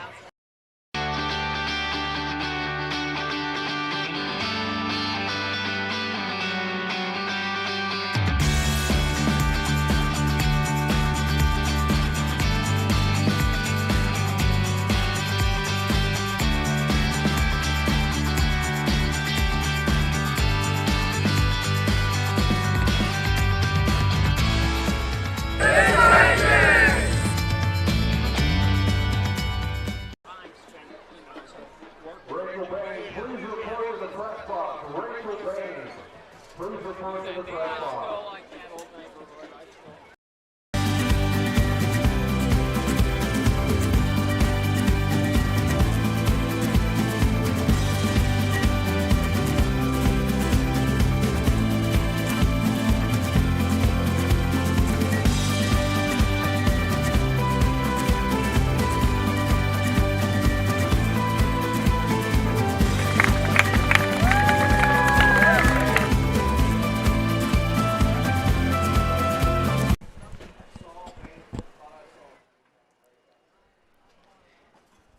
And we welcome you back to Rochester, Pennsylvania, where the Chargers and the Rams at halftime are locked in a good one. It's 6-6, guys.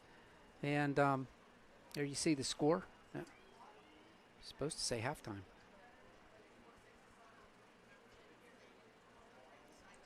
There we go. Came down to two plays, basically, didn't it? Was the first the Chargers with the 72-yard pass and catch and run with Cables and Davis. And then it was Mason with the 69-yard punt return for the Rams. Neither team able to get the ball in the end zone, although the Rams did go for 2 and broken up by the Chargers. But so moving forward, first off, what do you guys think? Here we are. What do you guys think of the how they played? Both teams played in the first half. Well, Al, as you mentioned, both of the scores in this game were on big chunk plays. So what does that tell you? That tells you that the defensive lines for both teams have been playing really well because the teams have not been able to make their way down the field. The other thing that I've been really impressed with for a Week 1 game is the open field tackling. We've seen a bunch of great plays made by these kids out here, and that's really what's kept the game down to those 2 big plays. Christian? Yeah, and I mean, the 2 things here, the Chargers had some momentum at first on the offensive end, right? And then it was a bad snap that ended up not getting any points. Rochester, again, had the good field position to start the game, right? They didn't end up with any points. And then it's just been a defensive battle, right? So you had the 2 splash plays, Speedy getting on and using his feet and scoring. Then you had the punt return for the Rams. And now it's looking like the Rams made some adjustments on the defensive end. Right. They're sending the house, right? And the Chargers got to make some adjustments on the offensive end to pick up the blocks and be able to use their playmakers. And then on the other side, the Chargers are doing a good job. And Cavles has been great out there, and Speedy making some tackles too, but doing a great job on the defensive end. So something's got to give, right? I really think in the third quarter, whoever throws the first punch, that's going to get the momentum back. And, you know, obviously the way the Rams run the football and the clock ticks a little bit, this game's going to turn pretty fast, right? It's going to determine who gets the ball first and is able to put in the end zone.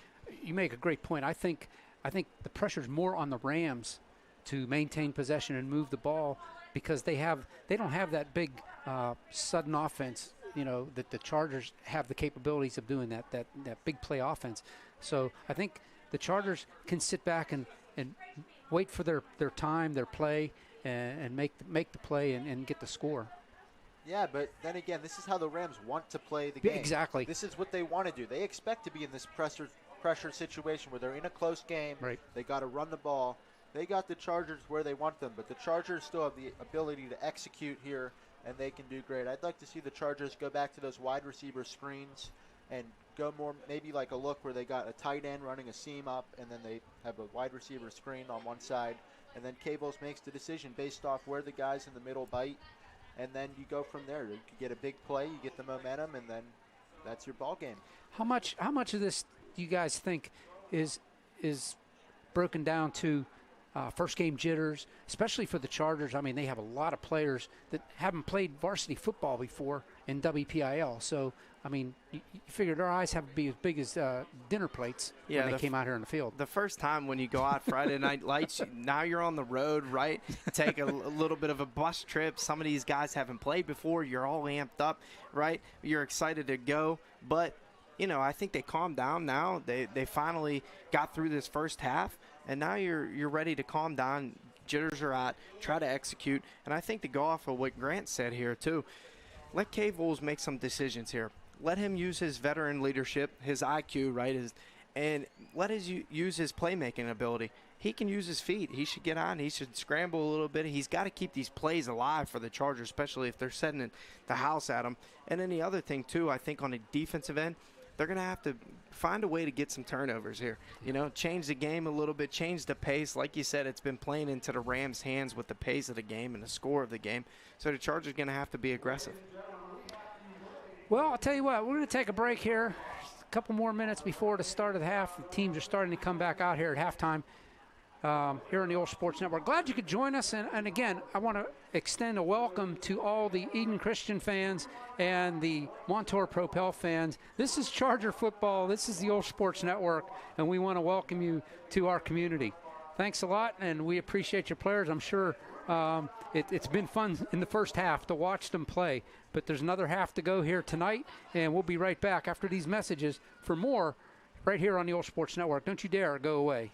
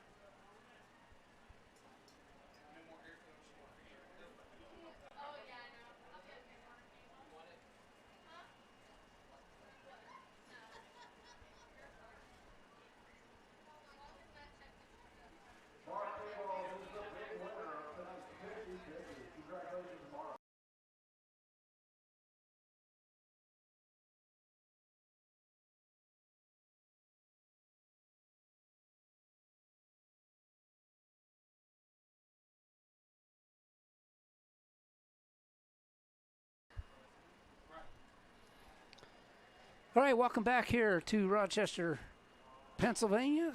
It's week 0 in WPIL, guys, and it's you waited for it. Was funny. We talked in the pregame interview. As Coach Dawn said, it seems like we just did the pregame for the Cornell game last November, and whatever. And here we are. It's in late August and ready to go. And you're ready to, week 0 already. But hey, it's coming, and it's a ritual here in southwestern Pennsylvania. You know, the one thing that I think is funny too, every year I think the Whippeal starts a week earlier. Before you know it, it'll be a July start. We'll put the score up again for you here as we are tied at 6. And hey, did you know that you could earn money for OLSH Athletics when you purchase gift cards through Raise Right? The Athletics General Fund receives a percentage of each physical and e-gift card bought by our program participants. If you have questions or want to learn more, email sstuckman@olsh.org. That's SSTUCKEMAN @olsh.org. And here's another date that you want to save. Save the date for Ladies' Night Out, sponsored by the OLSH Prom Committee on Friday, October 4th at Highmark Stadium. Tickets are $45 and will be available online beginning on August 28th. And that's next week. Your ticket includes food, a signature drink, door prizes. The evening will feature different vendors, games of chance, a basket raffles, and much more. You won't want to miss out on this one. It's Ladies' Night Out, October 4th.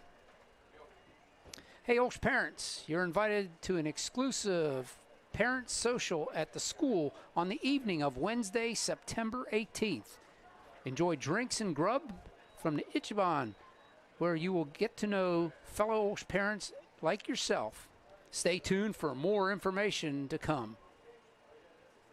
Hey, and if you want more information on OLSH Chargers for rosters, stories, and so much more, visit www.olshathletics.org. I want to send out a special thanks to our website sponsor, Covenant Financial Advisors.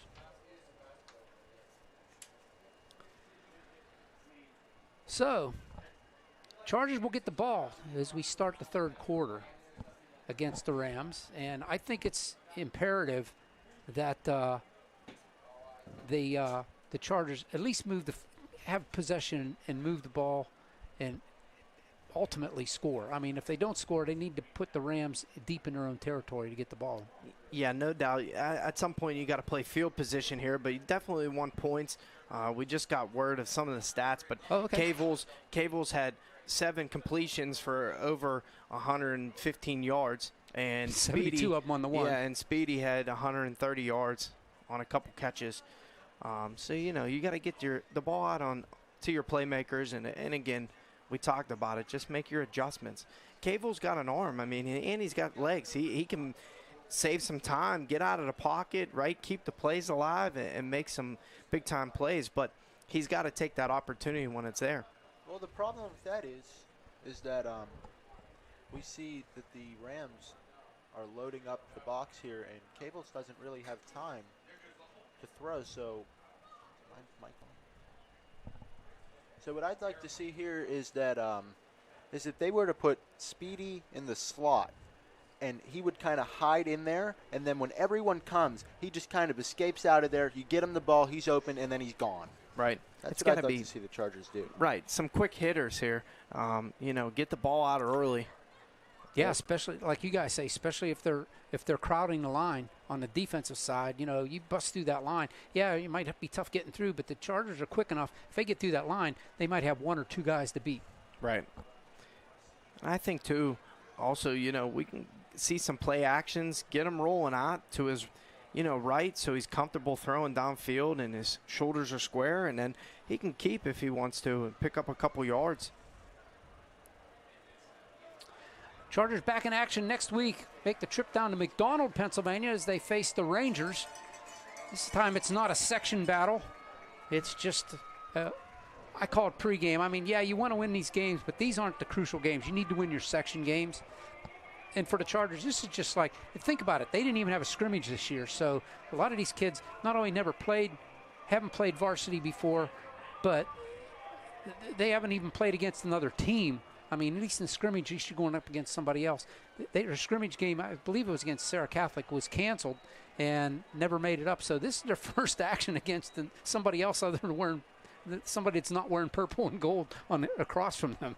Right, it's always tough to go out there in any sport and not being able to scrimmage before you play your first game where the lights are on. And again, we talked about it earlier, going on the road first is always tough too. So for some of these guys, and especially the freshmen, it's hard.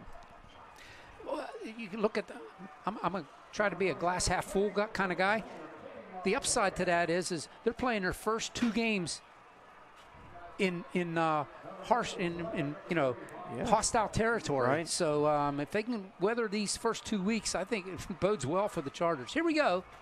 Clinton tees it up on the 40-yard line. Back deep is Garner for the Chargers, and this one is going to get back to him. He's going to pick it up at the 10-yard line. To the far side. Oh, that's Hawkins back there. Hawkins gets the corner. Up the field he goes. He's across the 40. Cuts it to the inside. 2 men to beat. He's at the 40. The 30. Goes to the outside. And he's down inside the 10-yard line. And he's close to the goal line. Hawkins goes all the way. Let's see where they mark him out. Looks like about the 7 or 8 yard line. No, there's 9-yard line. All the way down. He goes 90 yards.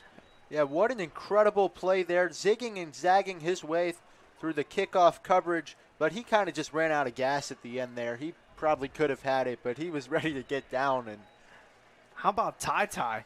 I mean, that's what you want to start this second half and give you great field position. They marked him out of bounds at the 11-yard line. 1st and 10 for the Chargers at the Rams' 11-yard line. What a way to start the second half. Yeah, I'd like to see them run the ball here. Oh, yeah. Start the half. Yeah, get in the end zone early here. Cable's going to keep it himself. Pitches it out. Pitches it behind. But Bush gets it inside the 10-yard line. Was that Bush? No, that was Hawkins again. And it looked like there he threw that one with his right hand on the pitch. I don't think he knew what he wanted to do with it, if he wanted to keep it or pitch it, but a little behind Bush. No, that was Bush, yeah. Yeah, it was a little bit thrown behind him. It looked like he used his right hand instead of his left hand to pitch that. He still picked up 2. It's at the 9-yard line, 2nd and 8. Chargers can get a first down without getting a touchdown. Yeah. You know what would be nice here? A little bit put Speedy in motion, have Bush back there, and have a little bit of a like triple option there. Yeah, like the Steelers run and have that little shovel pass. Schultz in motion. Cable's looking to pass. Got him across the middle and knocked in and out of the hands. That was Schultz. Or no, Davis coming across the middle, in and out of his hands. It'll be 3rd down and 8 for the Chargers at the 9-yard line. Boy, after that kickoff return, anything less than a field goal would even be like disappointing here. Absolutely. You got to get in the end zone here. You got to find a way. And right now they came out with 3 good plays, just weren't able to execute. Yeah.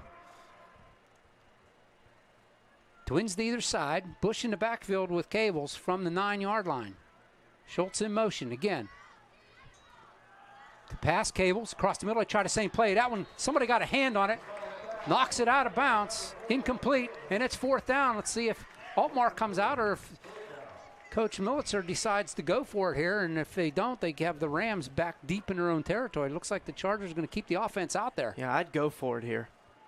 Yeah, especially with the way that the Rams moved the ball. That's a long way for them to go on the ground. Yeah. Yeah, and you want to be the aggressor here. I mean, again, 4 good plays to start this half. You got to come up with points here. Twins to either side again. Bush in the backfield again. Schultz in motion. Cables again trying to pass it. The same play. He pulls it down, flips it out. And that one is, I think it's intercepted in the end zone. Yes, touchback. Well, it was going to be 4th down anyway. Turnover on downs, but you'd rather have him inside the 10. Yeah, it'll come out to the 20. It's the third pick by Cable, Yeah. second on 4th down. He tried to force that one in there. I would have just ran it if I was him. Right, and I like to see the adjustment of him trying to use his feet a little bit, Yeah. extend the plays, but now he just got to be smarter and just either throw that one away or just keep it. The other thing, too, is they ran the same play to the same side 3 times, and they had opportunities, just didn't execute it. Right. Well, it's getting to the point now where it's been Cable's going to force it up in the air to nauseum. So, I mean, if he pull it down and run, I think he would have all kinds of open field. Right. Because they're just going to focus in on him for the pass. Oh, the whole left side of the Rams line jumped. That's going to push them back to the 15. It'll be 1st and 15 for the Rams. Oh, and that helps there. Again, this is first game jitters for both these teams, guys. Yeah, and you can tell a little bit of miscommunication on both sides. Look at Coach Matzuk down there, and he wasn't happy about that call, about that play at all with his players. 1st and 15 from the 15, and Babel under center. Going to turn around and hand it off to the near side. Going to get the corner. He's trying to push it. Chargers are there. He's going to pick up a few yards. Out to about the 23 or 24 yard line. Yeah, that's more than you'd like to give up there after the penalty. They got half of it, and now they have an opportunity to stay on schedule and move the sticks. Yeah, out to the 24. It's 2nd and 6. That was Henry with the run. Student body to the left for the Rams, and they were able to push it out for a nice gain. Babel again under center.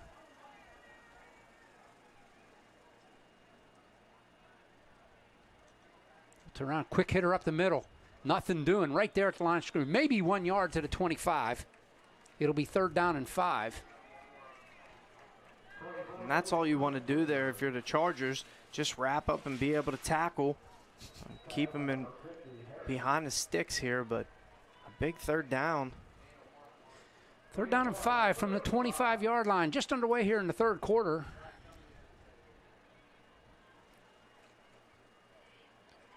OLSH alongside. I have Grant Kalish and Christian Harbaugh. Glad you could join us here on the OLSH Sports Network on week 0. Little pitch out, trying to get it out quick. He'll cut it back inside, and this is look like Mason, is it not? It's number 8. It is Mason. He'll get the 1st down out to the 34-yard line. Yeah, they've been setting up that play all day with the runs right up the middle. It's a good play call to convert and move the sticks. Well, they've been trying to get it out to the corner, guys, and that was the first time I saw them pitch it out there. Right. And they want to get it to their playmakers as well on the corner to use their speed as well. Full house backfield, Babel under center. Chargers have all but one player inside the box. Does not get to the line of scrimmage. Well, maybe they'll give him a half a yard to the 35-yard line. Yeah, Cable's with another great play. That was Clinton with the run. Yeah, and Cables, I love the way he's come back on the field, right? After throwing 3 picks in this game on the offensive end, but coming back on the other side of the ball and being tremendous on defense. Yeah, he's doing exactly what he needs to do by treating himself as 2 distinct players. Right. One that plays offense and one that plays defense. Yeah, he's not letting the one side of the ball affect the other. Exactly. And he's still fired up out there. Oh, yeah. Big-time tackle, gets up yelling and screaming, dabbing up his players. That's what you want. Again, Babel under center, 2nd and 10 from the 34. Give it to Mason. Mason cuts it upfield. He'll get 1 or 2. Across the 35 to about the 37. It'll be 3rd and 7 for the Rams at their own 37-yard line. The Chargers got to be aware of the pitch out to the outside again or some kind of handoff going to the right. Well, you'd imagine here is that they could space their guys a little bit further outside towards each sideline and bring the safety down a little bit. Because if they're going to pass, you'd have to recognize it right away. The one safety is not going to do too much good on multiple routes. Babel under center again. I wouldn't put a run pass option. There's another timeout called by Gene Matzuk. Well, he's quick with the timeouts, is he not? He is. And, you know, one thing that might come back to hurt him a little bit late in the game, running out of some timeouts here. But he knows how crucial this drive is as well. Right. Especially the way they eat the clock. Yeah, we're already down to 7:43 left in the third quarter. So, right, and the time of possession for the Rams is very high. The Chargers got to get their defense off the field here and make sure they can get their offense back out there and get some cracks at it. You know, if I'm the Chargers, I might even try, because they're so focused on cables. I would try to play the Rochester game against Rochester. You know, little power running. Yeah. I mean, they got the horses and the stallions to do it. Right. I mean, at this point, they got to switch something up a little bit because they're having some trouble with connections downfield, and he's not getting a lot of time. So they're going to have to run the ball a little bit more. Again, game situations with new players. Right. You know, you're just trying to figure it out. Yeah, that's going to come down to the trust in the offensive line because, I mean, they look at that stacked box and they get afraid, but you're going to have to go power on power and just go for it. You got to try something. Again, there you see the scoreboard. 3rd and 7 from the 37. 7:43 left. You just saw it. Babel under center. Turns around. He's going to roll out. This is what I was thinking about. Here comes Cables. He gets blocked out. Cables is after him, and the ball's loose. And it went out of bounds. It went out of bounds. It's going to be a loss back to the original line of scrimmage. It's going to be 4th down and 10 for the Rams. Again, Cables causing another fumble. Yeah, he has been absolutely incredible, especially when the quarterback gets out in space on his side. He is there every single time, and he makes a play. That's the 3rd time that he's almost forced a turnover. And he got through a double team block on that, too. Yeah, yes, he did. And he did a good job of keeping him in front, moving his feet. He's got great footwork. And I'm sure he's gassed, too, you know. He's played every play on both sides of the ball so far. Gets a little break here. Ty Hawkins back deep. There's a kick, and this one's going toward the sidelines, and Hawkins will pick it up and fall right at the 30-yard line. It'll be 1st and 10 for the Chargers at their own 30. Yeah, he was kind of falling as he grabbed that ball. Coach Militzer is not going to be happy about that one. My throat choked up there when he started diving, and I was like, oh. Yeah, he's going to hear about that when he gets to the sideline there. Young player, talented player, but got to be a little smarter there, especially in a game like this. Turnover there would have been crucial. Yeah. Oh, yeah. 1st and 10 from their own 30. 7:25 on the scoreboard. The one other thing I'd like to see from the Chargers that we didn't see on those first couple plays, but use the whole field. Yeah. Use the other side of the field. A couple times I think we're going too much to the near side here, and, it's a little bunched up. Use the space. Well, Chargers will send twins to either side. Swigert and Schultz out to the far side.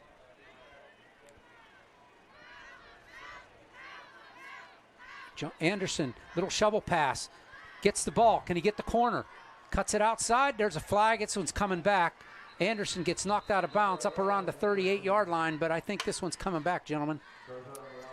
Yeah, it's a good idea, but it all hinges on the blocking of the wide receivers outside, and you saw in that play it resulted in a hold, so it's going to come back. The ball carrier did his job. He got away from the front 7. He got out of the box, but the wide receivers couldn't hold their blocks on the outside, and that's why it didn't become a big play. Jalen Stewart for the Rams is down. Cables was trying to help him, and I love to see that. Yeah, I mean, it was like great sportsmanship there. Right. Cables was trying to help him, and then he actually called to the training staff for the Rams. It looks like a cramp the way they're stretching him though. So I didn't see what the call was. Was that what it was? Was it a block in the back? Yeah. Yep. So that'll move the Chargers back to the 23-yard line. Another great play negated by a penalty for the Chargers. He was up around close to a 1st down, up around the 38-yard line, and comes all the way back to the 28, or 23 rather. Yeah, I like the play call there, the jet sweep. Yeah. get them out in space, and they had what you thought was good blocking. You picked up a good yardage, but the blocking it back, bringing this play back. And I'm surprised we haven't had more cramping. The way that, it was kind of cool the last couple of days, but today it was kind of warm. And early in the season. But, early in the season, right. You know, players doing a good job at staying hydrated and stretched out, which is good. Drinking that pickle juice. Yeah. Get the mustard on the sidelines. Yep. 1st and 17 from the 23-yard line for the Chargers. Again, Chargers digging themselves a hole. High snap. Cables brings it down. Looks, fires it over the middle, and this one falls incomplete after a couple hands touched it. Yeah, that was a great job by the Charger offensive line to give Cables time. Everyone was up again for the Rams. And, you know, you have to give credit to the Rams coverage unit because, you know, they had pretty good coverage on that play, forced the incompletion. And the thing that's been a little bit frustrating for the Chargers, too, is a couple times it's been hitting their wide receivers in the hands, and they just can't come up with it. But if they were able to come up with that football there, I think, you know, you had some space. These one-on-one matchups, the Chargers like what they see. They just haven't been able to connect. 2nd and 17 from the 23. Handoff to Bush is pulled down. They flip it out. That's Davis with the reception. He's out to the 32 or 33-yard line. That'll pick up some of what they needed. It's going to be 4th down. No, 3rd down, excuse me. Looks like Speedy's a little hobbled here. Yeah, he's down. And we have another timeout for injury.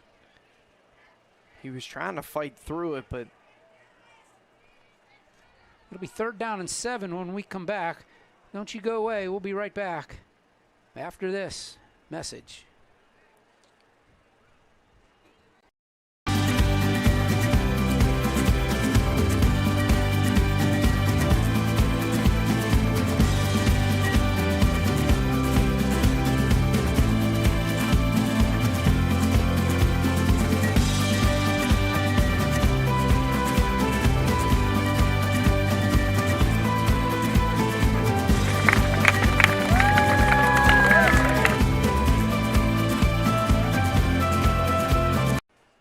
Welcome back. You see, still working on Ethan Davis out there.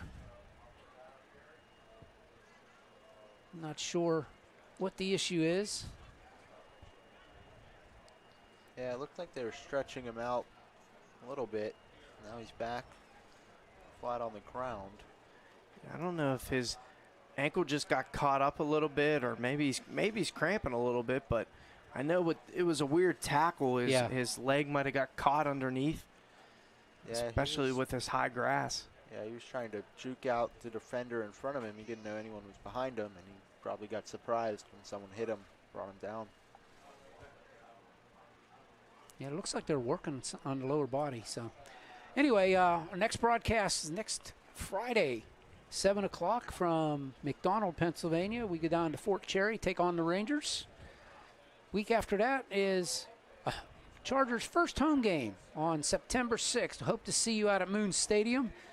As Seton LaSalle, the Rebels will invade Moon Stadium, and the Chargers will play their first 2A school as a 2A school that day. So that'll be an interesting game and a little rivalry.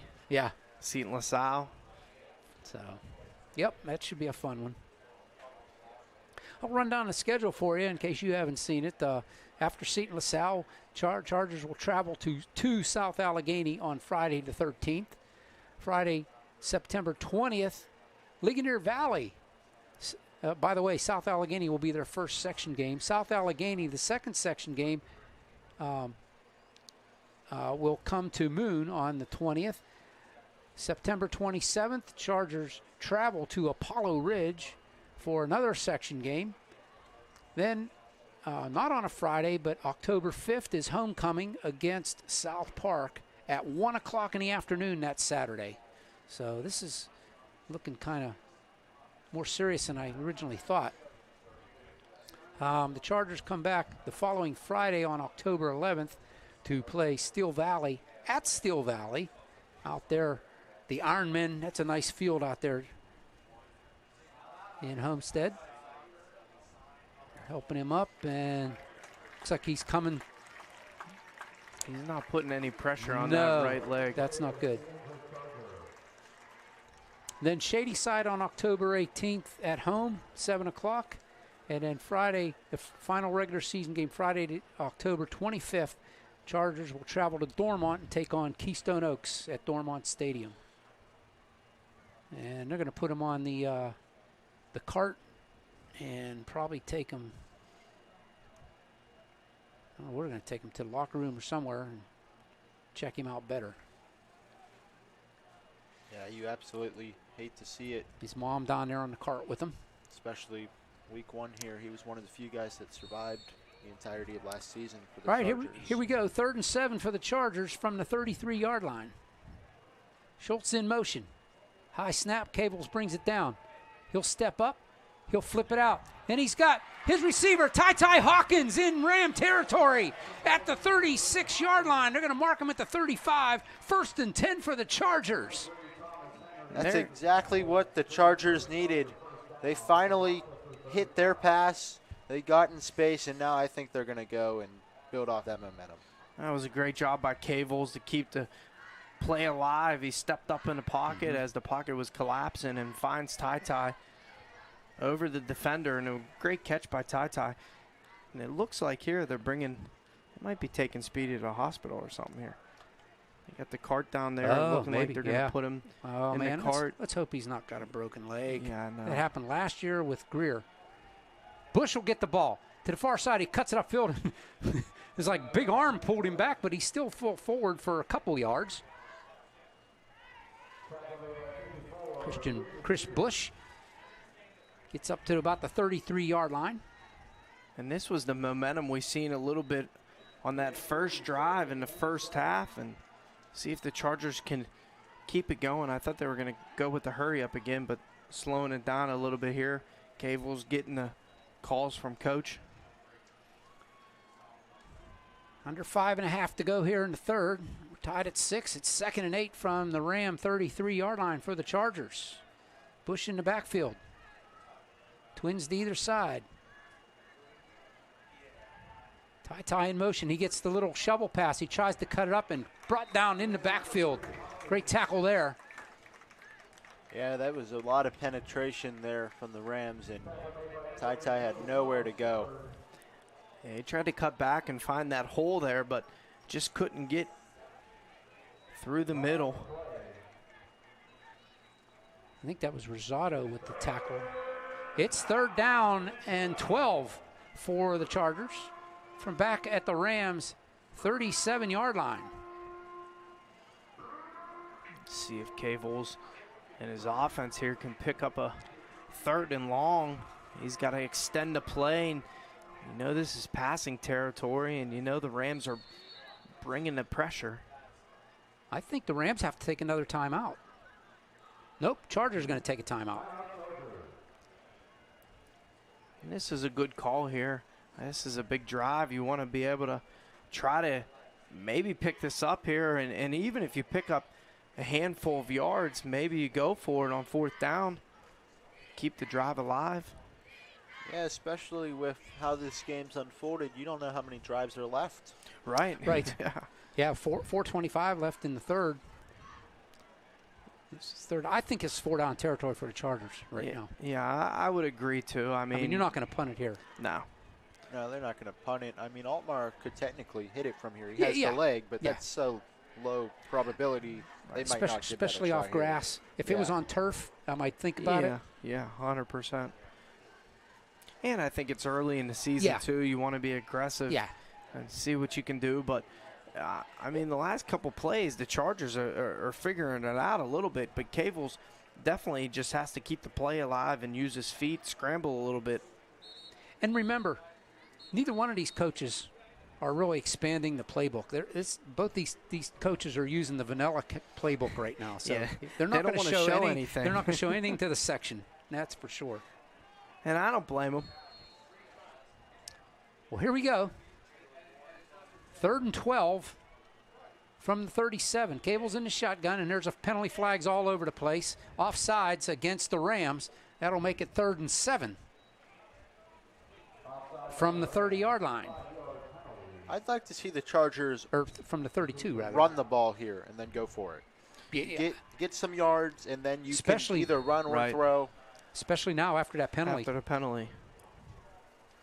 Absolutely. Cable's back to pass. Here comes the rush. He flips it out, and they're saying no good. Incomplete. It hit the ground. And the one thing that's crazy about that play is that everybody was in the backfield. Bush was going to be wide open. Yeah. He would have picked up a great chunk of yardage there if Cables could just get the pass to him. Faked the handoff to him. He just wheeled around, got out there and open, and it looked like Cable's almost like he was throwing a shot put. Yeah. He didn't Yeah, even it was really like throw a jump pass yeah, a little yeah, bit. Yeah, The pocket collapsed on him, and he didn't have too much time. But right. now you're in 4th. 4th and 7. It's manageable here. You just got to find somebody. Like to find Schultz one of these times across the middle. Schultz in some open field. He's a beast to bring down. It's Schultz He's and due. Swigert out to the near side. Hawkins in motion. Cables fakes it, gets it out to Hawkins. Incomplete, and it's turnover on downs. Hawkins couldn't pick that one up. It was low and to his left. Yeah, that would have been a perfect play for the 3rd down play, but they ran that down too late. I totally agree. 100%. 4:11 left here in the 3rd. Rams take over on their own 32-yard line, 1st and 10. That was a little bit of a miscue there, too. But the blocking was there. If he would have had a crisper pass and Ty could have caught that, he could have did something with his feet. Again, talking to the coaching staff, they're impressed with their offense and defensive line, especially both offense and defensive lines. But they kept stressing it's a very young line. Other than Vacecki, it's a very young line. Right. In motion, in shotgun, and they're going to hand it off to Ledford, trying to get the corner. Chargers closing quickly. He's going to pick up 1 or 2 there. Play started at the 32. He might be to the 33. Ran 50 yards to get 1. Good job by Swaggart over there. Him and Schultz were on the tackle there, but good job containing and funneling them, keeping them in front. That's all you got to do here.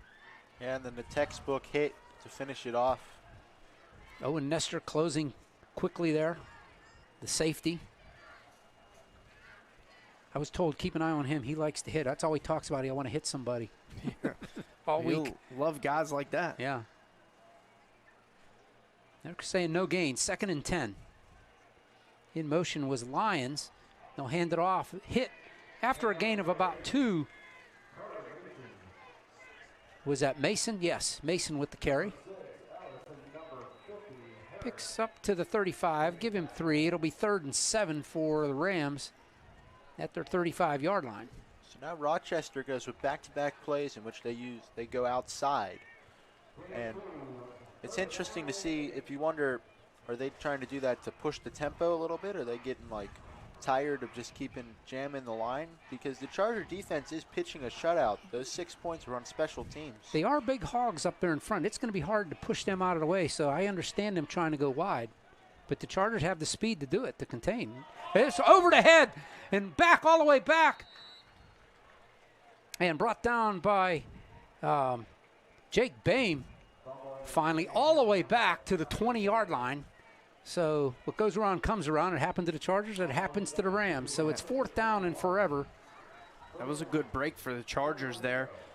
But like you said, Grant, they're doing a great job right now on defense. The only 6 points for the Rams has been that punt return. Right now, it's just the Chargers got to find a way on offense. Just put some points on the board. Yeah, it's getting to the point now where if you get inside the 20, you'd strongly consider a field goal, even if it's 4th and 3. Ty Hawkins going to pick this one up. He's on the ground. He'll have it. Chargers will have it at their own 48-yard line. He was standing at the 50. The ball came right to the near side, and Hawkins kind of did the right thing and just smothered it. Right. Chargers with good field position with 1:58 left here in the third. Again, both these defenses are taking advantage of opportunities from penalties and bad plays and missed plays. Yeah, that's been the name of the game so far, and just 2 splash plays on both sides. Still looking for another one. Go ahead. Go ahead. No, I was going to say, I would assume the next big-time play, it's got to be favored to win this game here. Rams have a safety in on this look here. Bush has it, trying to go down the line. He's going to get stopped behind the line, a loss of 1. Back to the 48. Play went off at the 49-yard line. Now they're going to call it at the 47, loss of 2. Going to be 2nd and 12 from the Charger 47.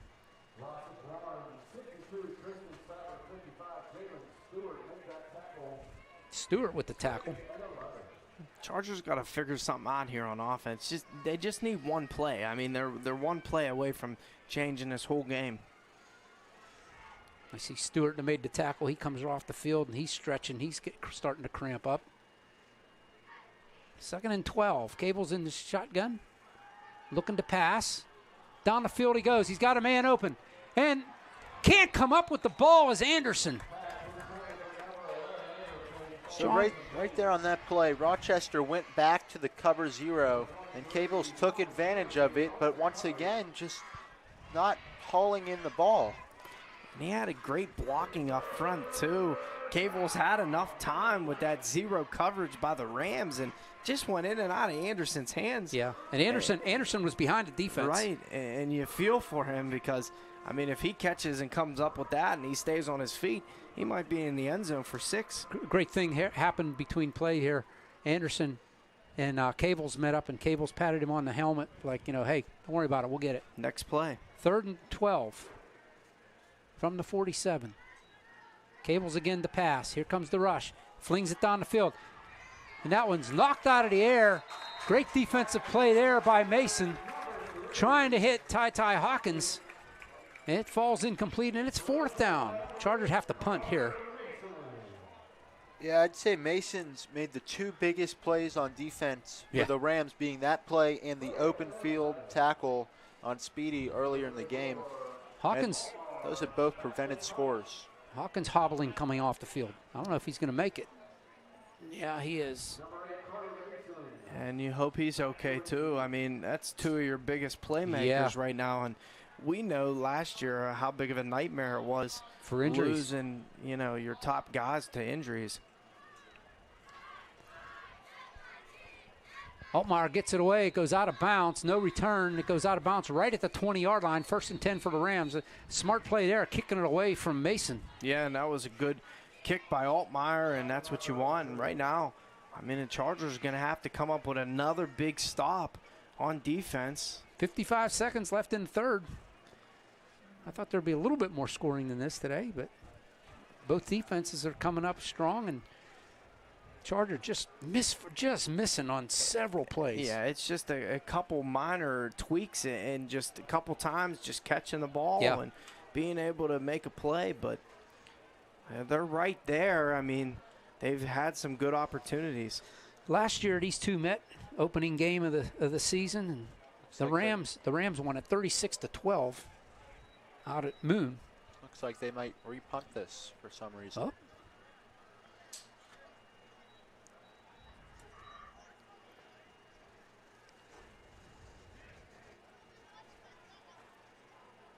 A penalty on the Chargers. That'll push the ball back to the 42-yard line.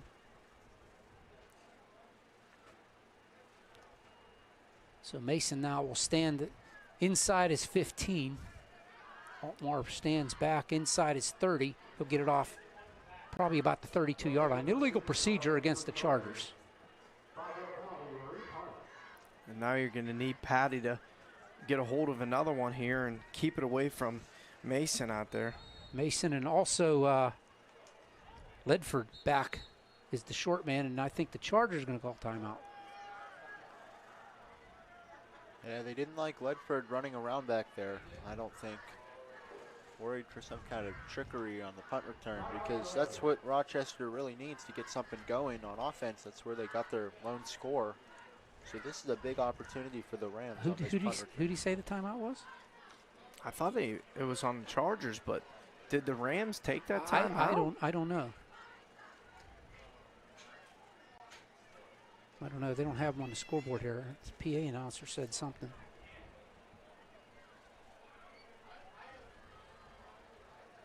I didn't see the signal. So anyway, somebody took a timeout. Yeah, and I'd be surprised if the Chargers took one here, but I can also understand the fact that, this is you want to execute this. You don't want to be able to give up another punt return or good field position for the Rams. But obviously we know the Rams like to call timeouts in these kind of situations too and dial something up.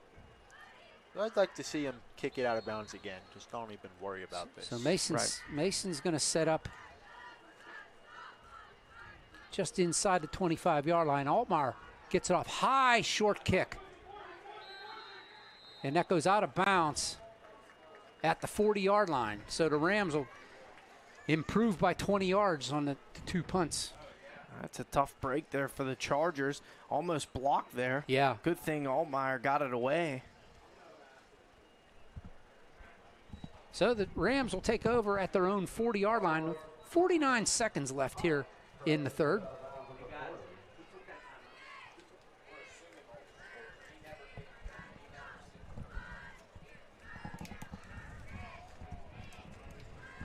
What's the word on that, Christian? They said that the referees didn't signal and they didn't see it either. They were just assuming that the Chargers took that timeout. Same as us. So we'll find out at some point. This referee, I mean, he gives you the signal at odd times, Yeah, it's super delayed. Yeah. 1st and 10 for the Rams. 49 seconds left here in the third. From their own 40-yard line. Under center is Babel. He's going to roll out, being chased here. Gets the pass away and turned around too late, and it was behind him.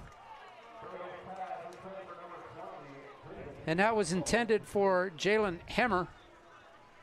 Incomplete. It's a great time to take a shot there on 1st down, and they had the Chargers fooled, but once again, their lack of passing experience comes back to bite them as it falls incomplete. Well, it's a good thing here is Ty Hawkins back on the field on the defensive side, but that's a Coach Matsuk. It's right out of his playbook. Run the ball, run the ball, run the ball. Put you to sleep, and all of a sudden he'll throw the pass, and he'll go down the field with the pass, not just short ones. And man, Heber was wide open too. Yeah.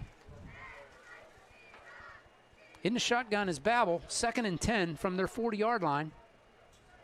And he bobbles the ball in the backfield, and down he goes. He's covered up by a couple of Chargers all the way back at the 35. Let's see where they mark it. It'll be 3rd down and 15 from the 35 for the Rams. Right now, this is the Chargers. They need their defense to make a big-time play here. It's almost like both the offenses, they're just swapping jerseys, and it's the same mistakes by both teams. Both teams, right. These guys are going to just take it to the 4th. Yep, they'll take it to the 4th. That's the end of 3. We are tied at 6 here at Rochester on the OLSH Sports Network. Glad you could join us. We'll be right back with more football action. We got 12 more minutes to play right here on the OLSH Sports Network. Don't you dare step aside.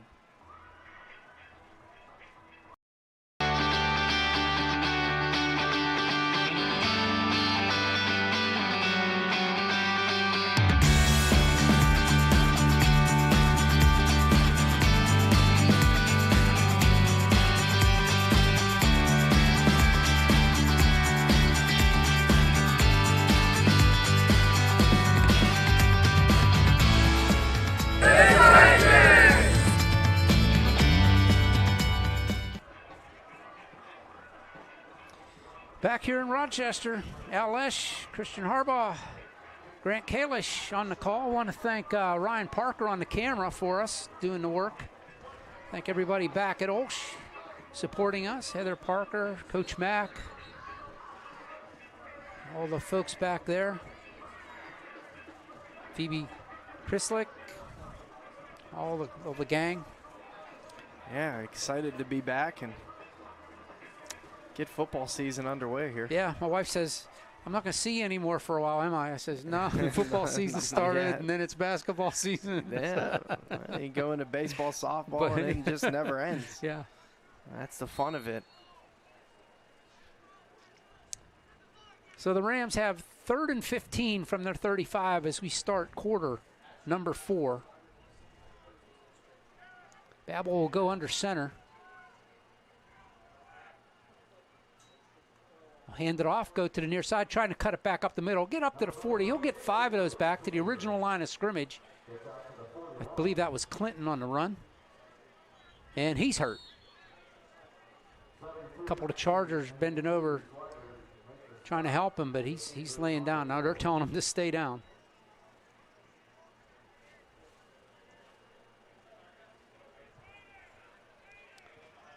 Well, and Clinton pops up.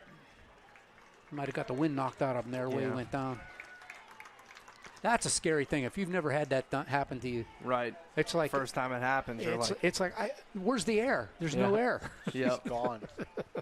Well, coming up here, this is going to be a huge punt. The Chargers seem to have been winning the field position battle before the penalty and then the re-kick to the 40.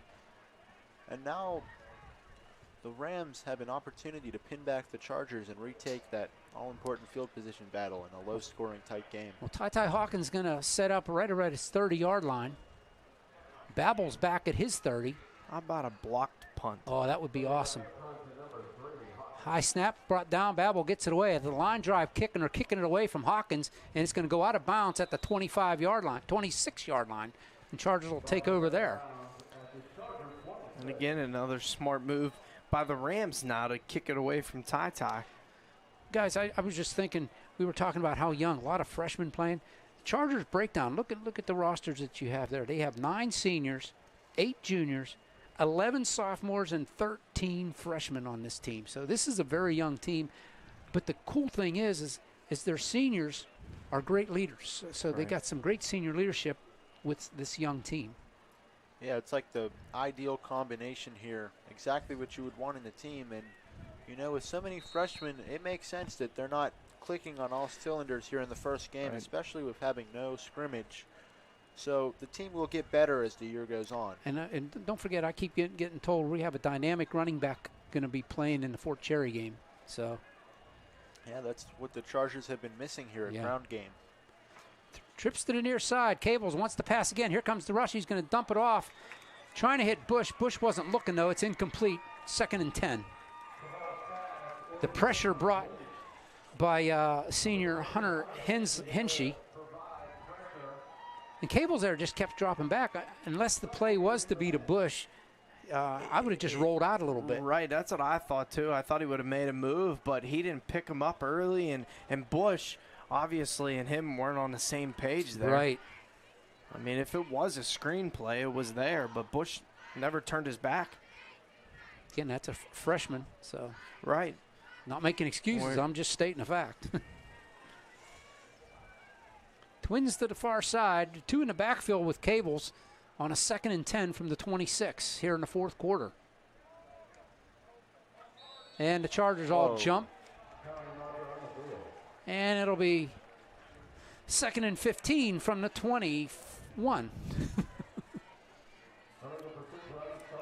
Yeah, Talon Ellis there just started running down the sideline. All the wideouts took off.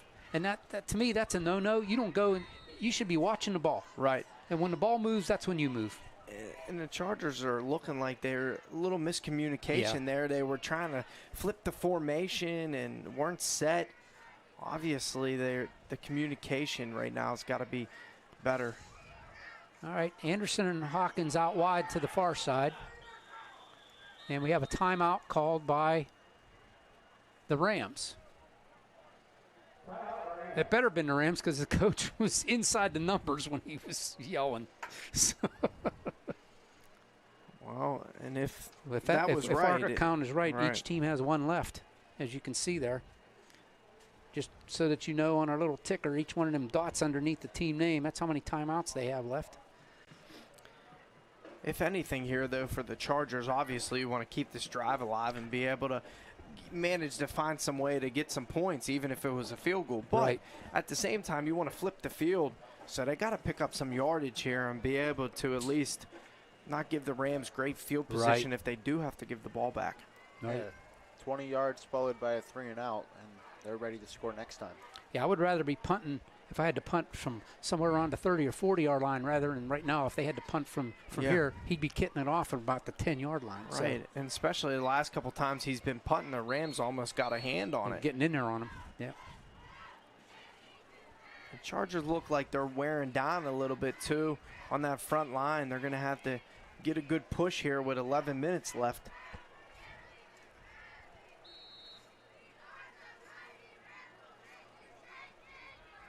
Cable, Schultz, and Bush in the backfield. Cables gets the snap. Ready to throw it. He's going to fling it down the field. He's got a man open. Making the catch is Hawkins. Are they saying incomplete? Yep. He caught it out of bounds. It'll be 4th down. And Cavels took a shot there, too. He's limping a little bit. It went a little low on him. I'm sorry, 3rd down, not 4th. Schultz and Bush there picked up the blitz, but Cavels still getting hit. I'd like to see replay there. How close was that to being caught inbounds? That was right in front of us, but it was on the other side of the field, so that was tough. He couldn't tell from here. It was a great catch. And great throw, too. Yeah. Right on the money. 11:08 left in this one, tied up. And it's 3rd and 15 for the Chargers from their own 21-yard line. Same setup for the Chargers. Cables once again wants to throw it. He's got a man across the middle. There's a flag inside. Paul goes incomplete, and Hawkins is down again. He's limping.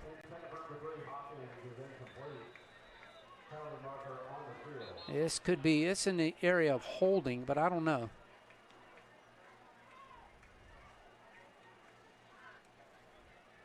Hawkins is down right on the near sidelines. Let's see what the penalty is.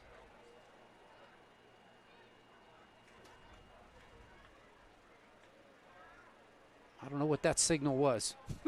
I have no idea what that signal was. He just kind of put his hand out and went like that. And I wonder if that was him asking the Rochester if they were declining or accepting the penalty. I mean, that could be a legal shift. Well, here it is. Holding against the Chargers. That's what it is. Okay. So he was declining asking him if he was declining or accepting it. Patty's going to come out here and have to give a good kick, and hopefully Ty's okay. I don't know what looks like they're stretching him out. Maybe he's cramping. He was limping, and then he went down right on the sideline, right in front of us, just out of camera view here. They're helping him up.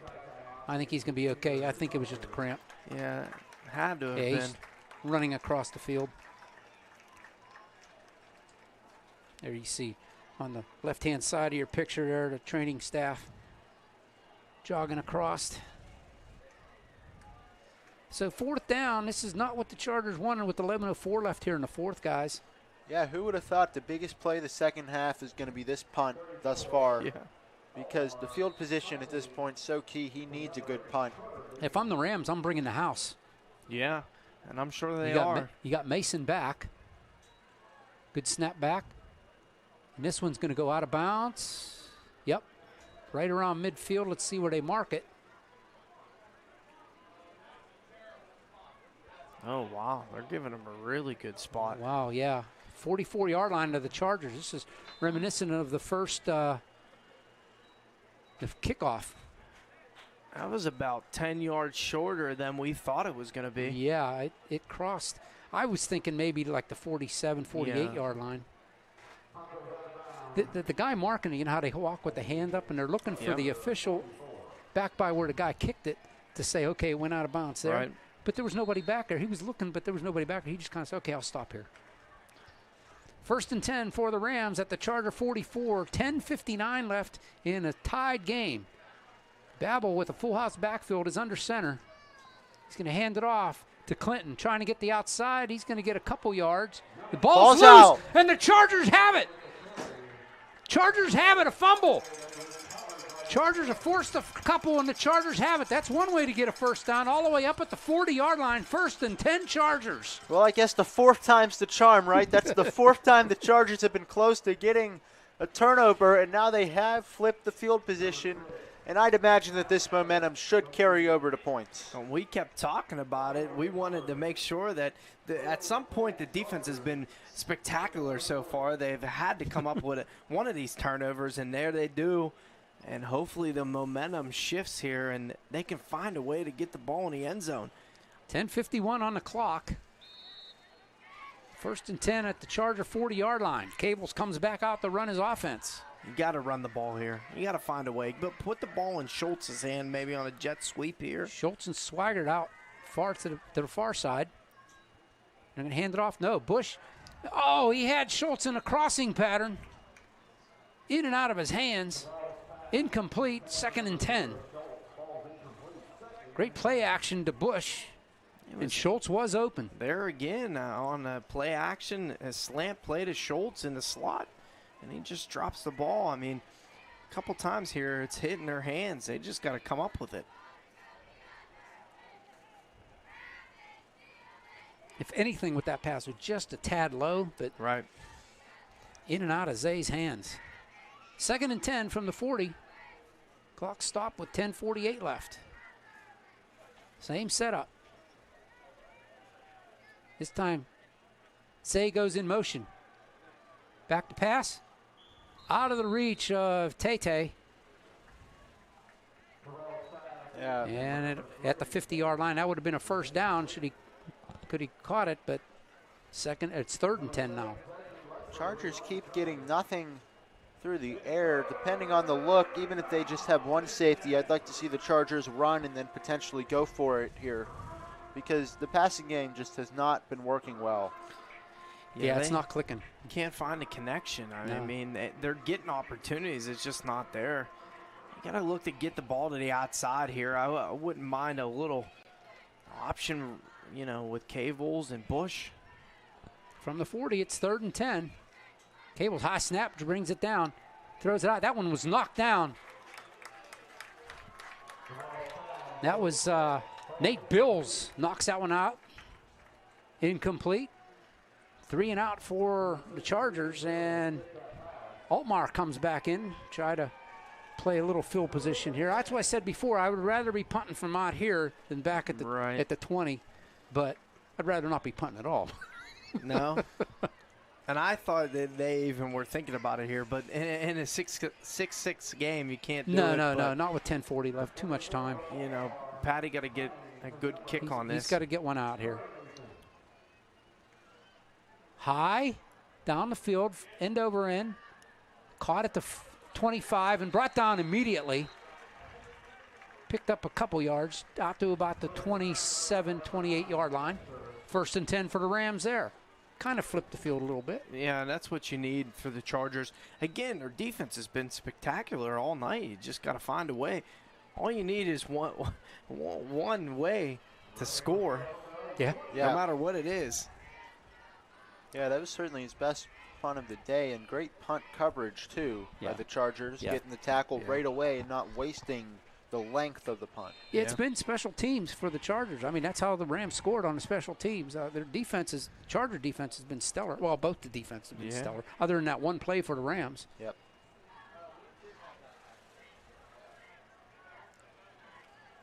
Full house backfield. Babel under center. Going to turn around and hand it off. Quick hitter up the middle. Kicks it to the outside. Not much there. Out to about the 31-yard line. I think that was Lions with the cut run, if I'm not mistaken.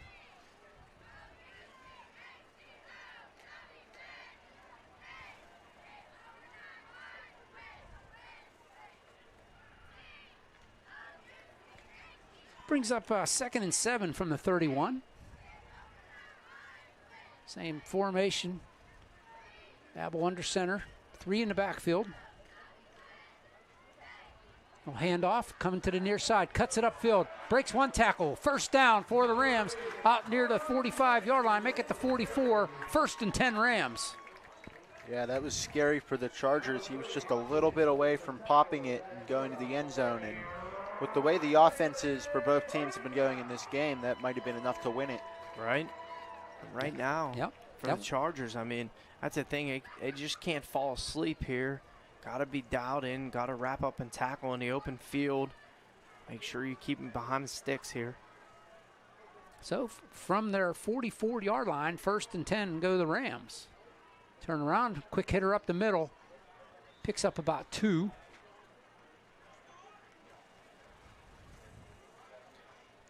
Maybe 3 to the 47. 2nd down, 7 for the Rams. Under 9 minutes to go. So what you don't want if you're the Chargers is a long, sustained drive here by the Rams, because they could eat up the clock, and if they punch it in or get points, that could be the game. So you need to make a stop here. 2nd and 7 from their own 47. Again, Babel under center.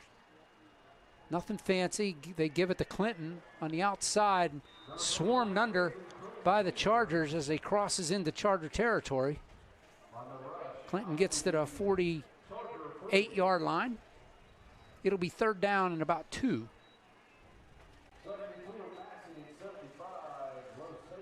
Pick up a 5 there for Clinton.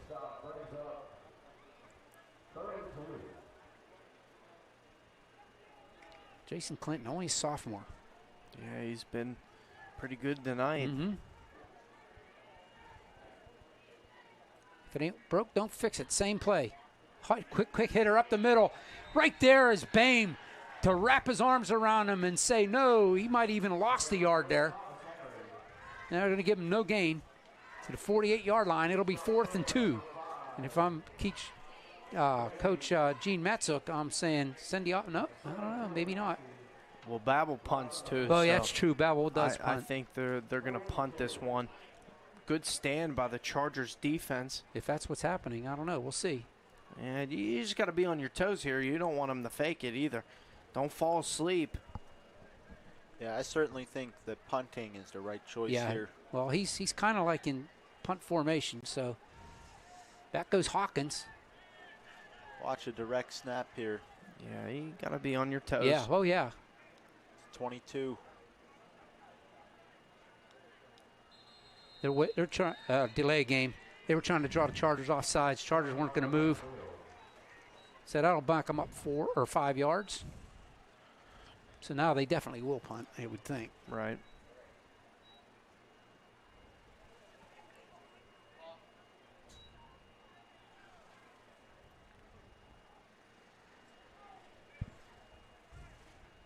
I think we got a clock issue here. Clock is showing 6:40. Looking to the back judge who keeps the time on the field. No, they're happy with it. It's up to snuff there. Yeah.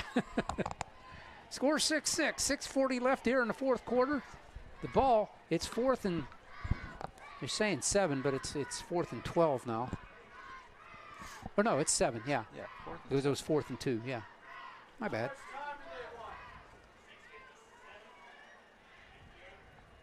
No, they are looking at the clock. They're going to change it. Oh, it's not up to snuff. 6:51. And now we're ready to go.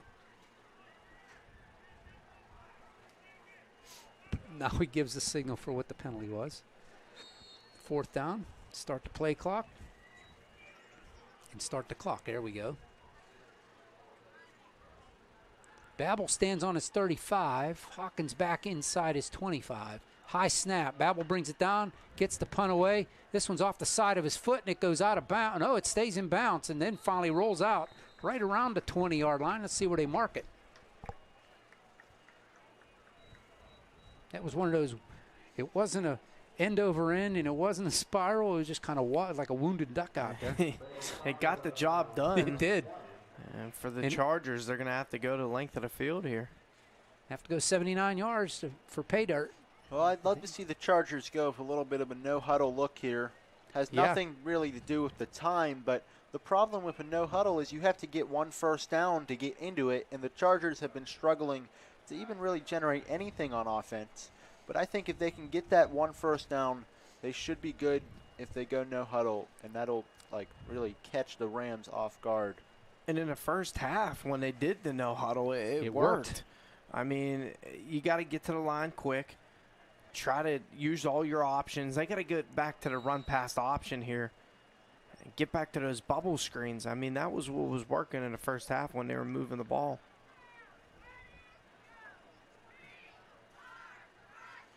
Twins to the far side. Cables gets a snap. Good snap there. Hand it off to, is that Schultz? Yep. Isaiah Schultz gets hit at the line of scrimmage. No gain. It'll be 2nd and 10. Yeah, that's a good idea for a play call there. It just doesn't work. Kind of like really everything that's gone on for this offense. Yeah, and I'd like to see Schultz have the ball in his hands. I mean, they've been looking for him all night. Just haven't been able to connect, but they're just handing it off. Yeah. He just didn't get a hold to be able to pick up some yardage. Yeah, he's a playmaker. He's going to eventually make a play. Now it's Bush in the backfield. Trips to the far side for the Chargers. Cables with the snap. Hands it off. No, he takes it in. And he's got Schultz across the 40, the 50. One man to beat. Schultz going to angle away. He's still going. Schultz is going to go all the way. It's a 79-yard touchdown pass for the Chargers. And it's 12-6. And there you go, right there. The first play, handed off to Schultz. He only picks up a couple yards. You put him back in the slot. You use your run-pass option. They fake the handoff to Bush, and, man, finally they connect across the middle to Schultz, and he takes it all the way to the house. Yeah, it only takes one. The playmaker got the ball. And now the Chargers are 1 to 2 stops away here from winning the game. There you go. 5:33 on the scoreboard clock. Altmaier in to attempt the extra point.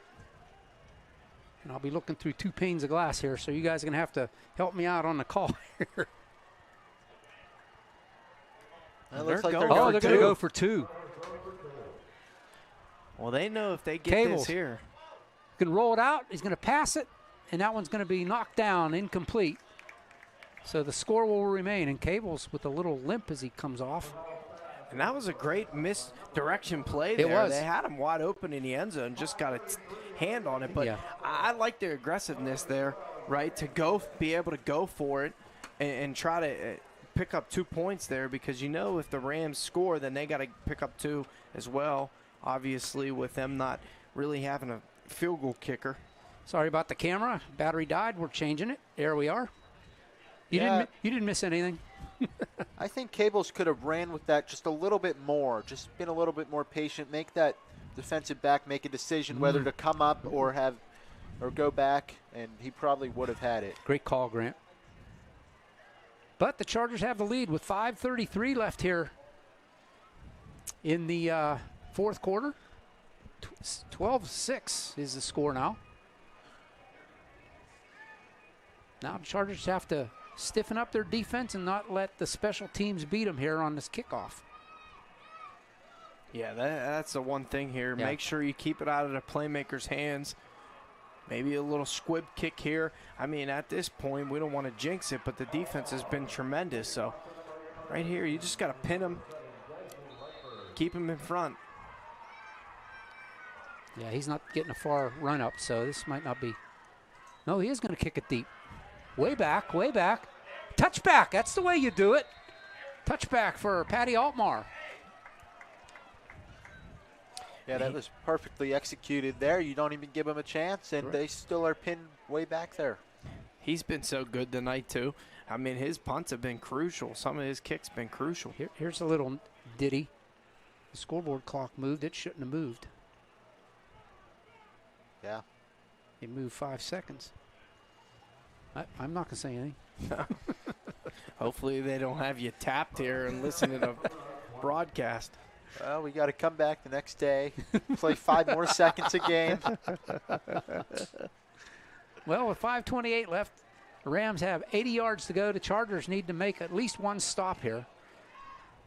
Both teams with one timeout left. So we think. So that's, yeah, to the best of our knowledge. But I think we're Give right. or take. Yeah. The people in the booth up here think the same thing. So in the shotgun is Babel. Pitch it out, try to get it outside quick. Tonery is right there to drag him down. He picks up a couple. And good thing the Chargers got that figured out there. There were a little miscommunication on their defense, and they were trying to move their safeties in and switch corners there. I don't know what was going on. But Tonery's all fired up out there. Yeah, that's the thing, though, Christian. I mean, right now, the defense, they're so quick. They just got to stay in their lanes. You can't abandon your lane. You stay in your lane, you're going to contain him. Yep. And you're going to get some help because of the speed that the Chargers have, especially in their defensive backfield. Yeah, and like you talked about earlier, Grant, too, the way the Rams offense is, they're going to have the clock's ticking here. They're going to have to start throwing the ball a little bit. Yeah, once you get them uncomfortable in late game situations, they're bound to make a turnover. Babel under center is going to hand it off. Chargers right there again, maybe up to the 25, 26-yard line.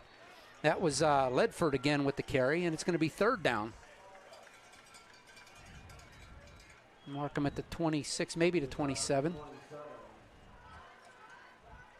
It'll be 3rd down and 3. This would be a big-time stop for the Chargers here. You figure if I'm Gene Matzook, this is 4-down territory, even inside their 30, with 4 minutes left. They play. That's because they took all those timeouts earlier. If they wouldn't have done that, then you would just punt here. You had all 3.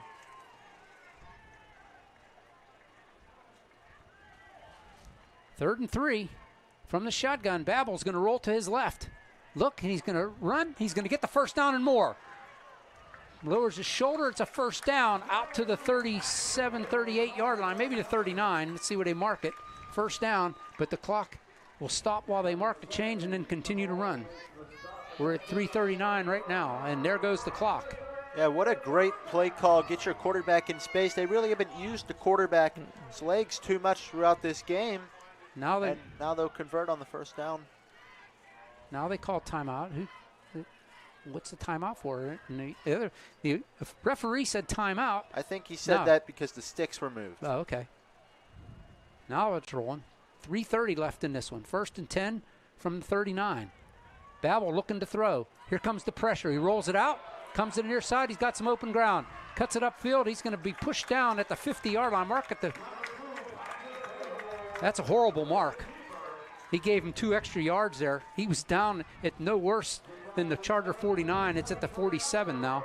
First and 10. This is the one thing the Chargers can't let happen here. Right. Babel using his feet the last 2 plays and getting them out in space. And I think, Rochester found something here with him getting out and using his legs. Well, the Chargers have been perfect on defense. It's so hard to be perfect throughout the entire 48 minutes of the game. And now in crunch time, they just can't fold. Under 3 minutes to go. 1st and 10 from the 47. They pitch it out to try to get it to the outside. He's got the corner. And there's a flag. That one's coming back. Out of bounds inside the Charger 40-yard line. But, folks, there's a flag on the field. And I believe this one's coming back. Yeah, that's an absolutely massive flag because it bumps them back. It stunts the momentum. And now they probably will have to put it in the air or at least consider it strongly. Yeah, the Rams are walking backwards.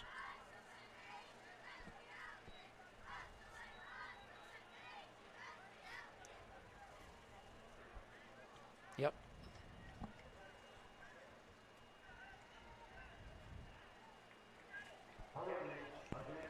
Holding against the Rams. That'll move them back into their own territory at the 48-yard line.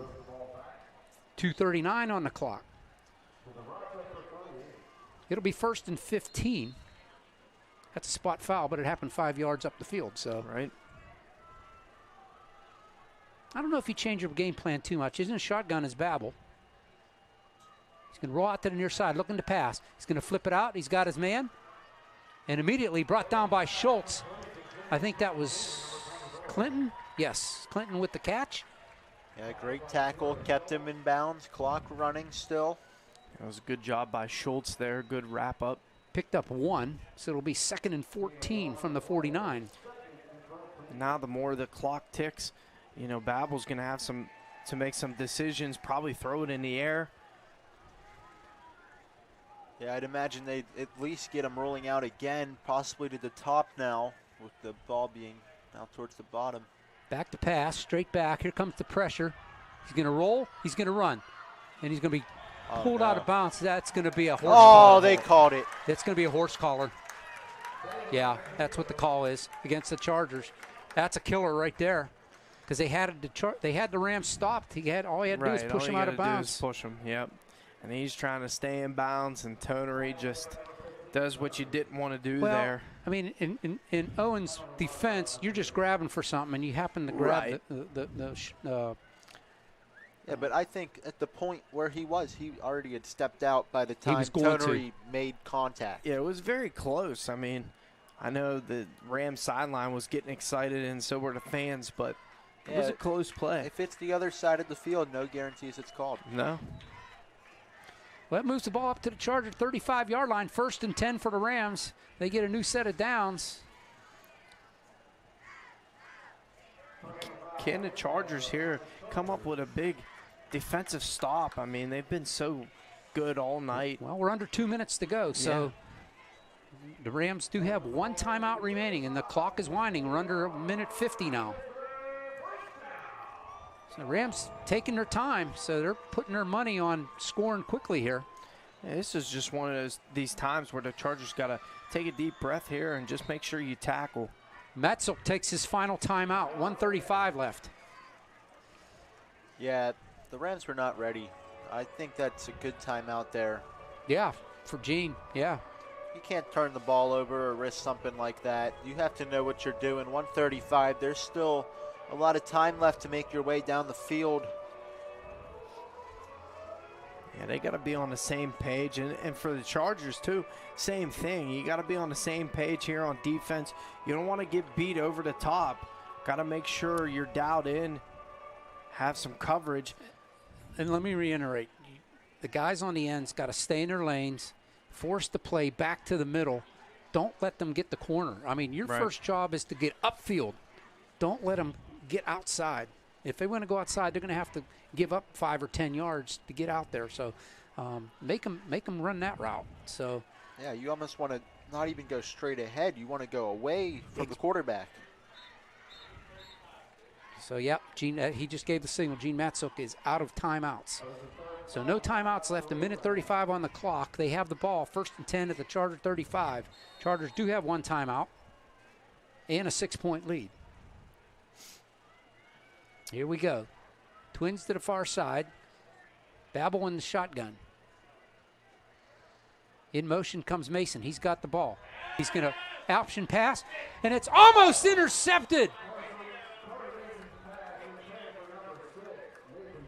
Oh, that's Owen Nestor, the safety from, thank you, Eden Christian. That was great recognition by the Charger defense. You could tell the second that he got the ball, you knew he was going to throw it, and the Chargers recognized it, but they couldn't quite squeeze it and win the game. So now the Rams are given new life with 1:33 to go. And that was a heck of a play by the Rams, too, to call it there. Yeah. The Chargers were able to stop him. Matzuk digs into his back pocket for a play. Here's Babel stepping up, and it avoids one tackle, avoids another one. He's still running with the ball. He's pushed out of bounds. 1st and 10 for the Rams at the Charger 15-yard line. Look out here, 1:24 on the clock. And the Rams now are just spacing the Chargers out. Babel's able to keep the play alive with his feet and then pick up the 1st down, get out of bounds as well. So, the Chargers right now just got to dial in. They got to have a quarterback spy on here. Yeah. Sit somebody in the middle and make sure they don't leave Babel. Yeah, well, if you're running those 2 linebackers towards the outside and having one in the middle, they're almost out of people in the middle to make tackles. Babel, straight run up the middle. Brought down at the 10-yard line. The clock is going to continue to run. The tackle there by the Chargers. This is setting up for an exciting end of this game. Chris Harris with that tackle. I like what the Rams are doing here. They're not rushing too much. They're making sure that they got the play because the time is honestly on their side. Under a minute to go. Babel, 2nd and 5. He's going to run and brought down. Great tackle there by Tonery. That was a huge tackle. Out at the 8-yard line. Well, now they got to get back to the line. Yeah, that's a better job. Now, this can't be a huddle. 35 seconds rolling. Babel's going to spike it. Oh, now it's 4th down. Wow. Yeah, 4th down now. It's either score or no, they can get a first down. Are you guys surprised by that? Yeah, I was. Especially he went over to the coach and talked to the coach, and then he ran up there and spiked it. I'm very surprised. If you're going to snap it like that, especially in shotgun, run a play. Right. I mean it's going to be well. Yeah. If anything, Babel could have just kept the ball. Yeah. I mean, the way he's been picking up yardage, he He could have went kept up. the ball Even if and you're ran. short, you go up, you keep it again. I mean, I agree. I If you- understand you if can you pick get up the the first- first here. If you're going to spike it, Well, if you go get under it, then center. you spike it. Here we go. 4th and goal or 4th and 3. Timeout, Here's your Chargers. timeout. Timeout, Chargers. That's their final timeout. Well, you certainly want to be set on this play. That's a good timeout. Make them think about it a little bit more. Well, they want to set their defense Yeah. too. Yeah. They came out and they saw what Gene Metzuk said out there for their offensive set, have a good idea what they think he's going to do. Now they'll set their defense. I mean, for the Rams, obviously you think that the ball's going to stay in Babel's hands. You're going to let him make the decision here, Yeah. whether he's going to run the ball Yeah. or he's going to be able to try to throw something. But on the Chargers side, Cavels, this is the time. Like what do you got left in the tank? Can you make one more big play on a defensive end? Yeah, the Chargers have played absolutely incredible on defense, but now for the Rams, what they should do is they should have 2 wide on each side and just kind of try to space out the Charger defense, and Yeah. you can still throw it too. Yeah, spread it. Even keep a back, have the quarterback A roll roll. out, have a pitching option, and have a guy on a route. That's what the Rams should do. The Chargers have to be ready to stop whatever it is that they come up with. And you know Gene Metzuk's offense has the option in their playbook. Right, exactly. And I think that's what they're going to go to here. A little bit of an option for Babel to just make the decision. They are going to spread it. Twins to the near side. Clinton in the backfield with Babel. See if he rolls to the bottom. He's going to run it himself. The Drop ball's the loose! ball! The ball's loose! And the Chargers have it! No signal yet. Yeah, and the now they Chargers say have Charger it. ball. Chargers have it with 24 seconds left. The ball came loose. The Chargers have it at about the 2-yard line. It's What an not over ending. yet. It's not over yet. I remember the Cornell game last year. Yeah. It was Oh, down to yeah. this. That's unbelievable there. Well, the play call was good. He got the first down, but then the Chargers just outplayed them. They wanted stripped it more. They stripped The it right out of Chargers wanted this game more. He did have the first down, and the Chargers, you're right, Grant. Yep. The Chargers reached in there and ripped it out. Yeah, Babel running with the ball loose, and Yeah, just the carry- Chargers got a hand on it and was able to pounce on it. Big time play. And the Ram fans are fouling out. Well, we have to see, is Cable's comfortable with going under center here? They are only at the 3-yard line, so we need a clean exchange and make sure I would just nothing fall happens. forward here. Yeah, but Clean there has to- exchange Yeah. and fall yeah, forward. let's make sure that he gets even this ball. Take a knee. That's what he did. He Yeah, took he a knee. got it. Because that's it. That's the game. That's your ball game. They don't have to snap another ball. Chargers are going to win this one 12-6. Unbelievable.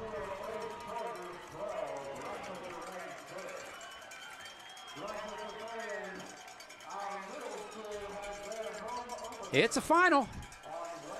Chargers win this one 12-6 on.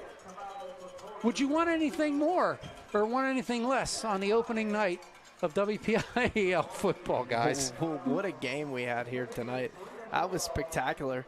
And it, you know, the game was felt like a little lethargic the whole time, and kind of mistakes on both ends, and, you know, slow, and the clock was rolling, low scoring, and then right in the last, 5 to 6 minutes, you just have a bunch of big-time plays. Well, the Rams played their game, and they executed to the end, but it came down to the turnovers. The Chargers had 5 opportunities in this game to get a turnover. They got the last 2, and normally turnovers at the end of the game, that's what comes up big, and that's how the Chargers won this one. Well, guys, let's step aside, gather our thoughts. We'll put a bow on this one when we come back. Chargers win this one 12-6 over the Rochester Rams. Don't you dare go away. We'll be right back after these messages.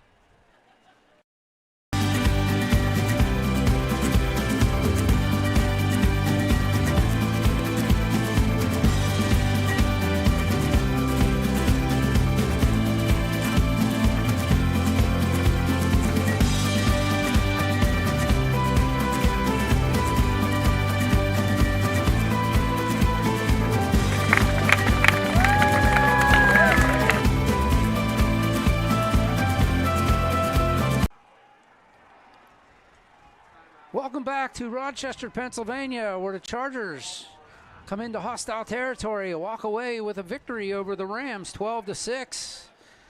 Glad you were able to join us here and enjoy this one. Lots of action and lots of mistakes, as you expect from the first game from both these teams in the season. But guys, all in all, if you're a Charger fan, what a great game.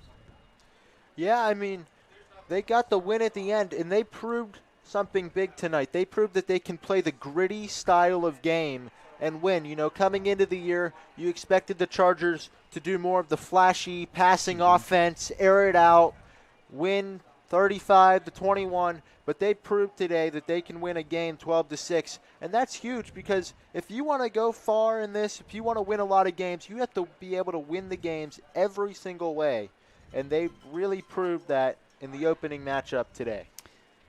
Yeah, the Chargers really just battled through adversity here, and obviously, you know, making some adjustments at halftime. And like you said, Grant, just a gritty win. The defense was tremendous all night, and they came up with the 2 big-time plays down the stretch here and turnovers. And on the offensive end, it was there. There were sparks, and there was a little bit of rhythm, but they just couldn't connect the whole time. But it's a first game. It's week 0. Didn't play a scrimmage, right? So you're going to get that. That's going to, you know, they're going to make some adjustments, and the chemistry is going to get there. I couldn't agree with you guys more. It was a great gritty game. There was lots of mistakes in the first half, the first quarter especially. The Chargers were making great plays, just missing. Just the timing was just off. Otherwise, the Chargers could have been way out in front early in this one, but it didn't happen that way. And you guys said they were able to grind it out and win that close, that 12-6 game. My questions now goes back to Speedy. Let's hope he's okay. Let's hope it was just precautionary, or doing some X-rays and everything's okay. And even if he has to miss next week, that's fine. Let's get him back for section play and hope he's okay. So say a prayer for Ethan Davis and hope he comes back. But all in all, I think it was a week that the coaches will go back next week, get ready for Fort Cherry. They'll say, okay, guys, we grinded one out. It's not going to be that way next week. Fort Cherry, they have a high-power offense with Matt Sig, and they're going to have to control that. So let's hope everything is okay. And with the team, I thought they played good defense. They're going to have to get the speed up next week, but I don't think it's going to be 6-inch high grass like it is here. Well, they pitched a shutout on defense. Yes, they did. So. That's right. Yeah, the only score came on special teams for the Rams, so great point. Yeah. So, all right, everybody. I'm OLSH. I'd like to thank everybody here to help me out. Grant Kalish and Christian Harbaugh here alongside Ryan Parker on camera. Thanks, guys. Appreciate it. We'll be back next week from McDonald, Pennsylvania, as the Chargers travel down there to take on the Rangers of Fort Cherry. And week 1, I always like a WPL. Week 0 is today. Week 1 is next week. But we played week 1 at Fort Cherry. Another non-section game. We got 2 more non-section games before the section season starts. So we got another 2 weeks to work out the little kinks before the real schedule really starts. So on behalf of everybody here, I want to say thanks a lot, everybody. Hope you enjoyed it. And again, I can't say enough. Welcome, Eden Christian and Montour Propel. Hope you enjoyed it, and we'll see you back here next week on the OLSH Sports Network. I'm OLSH saying good night, everybody. See you next time.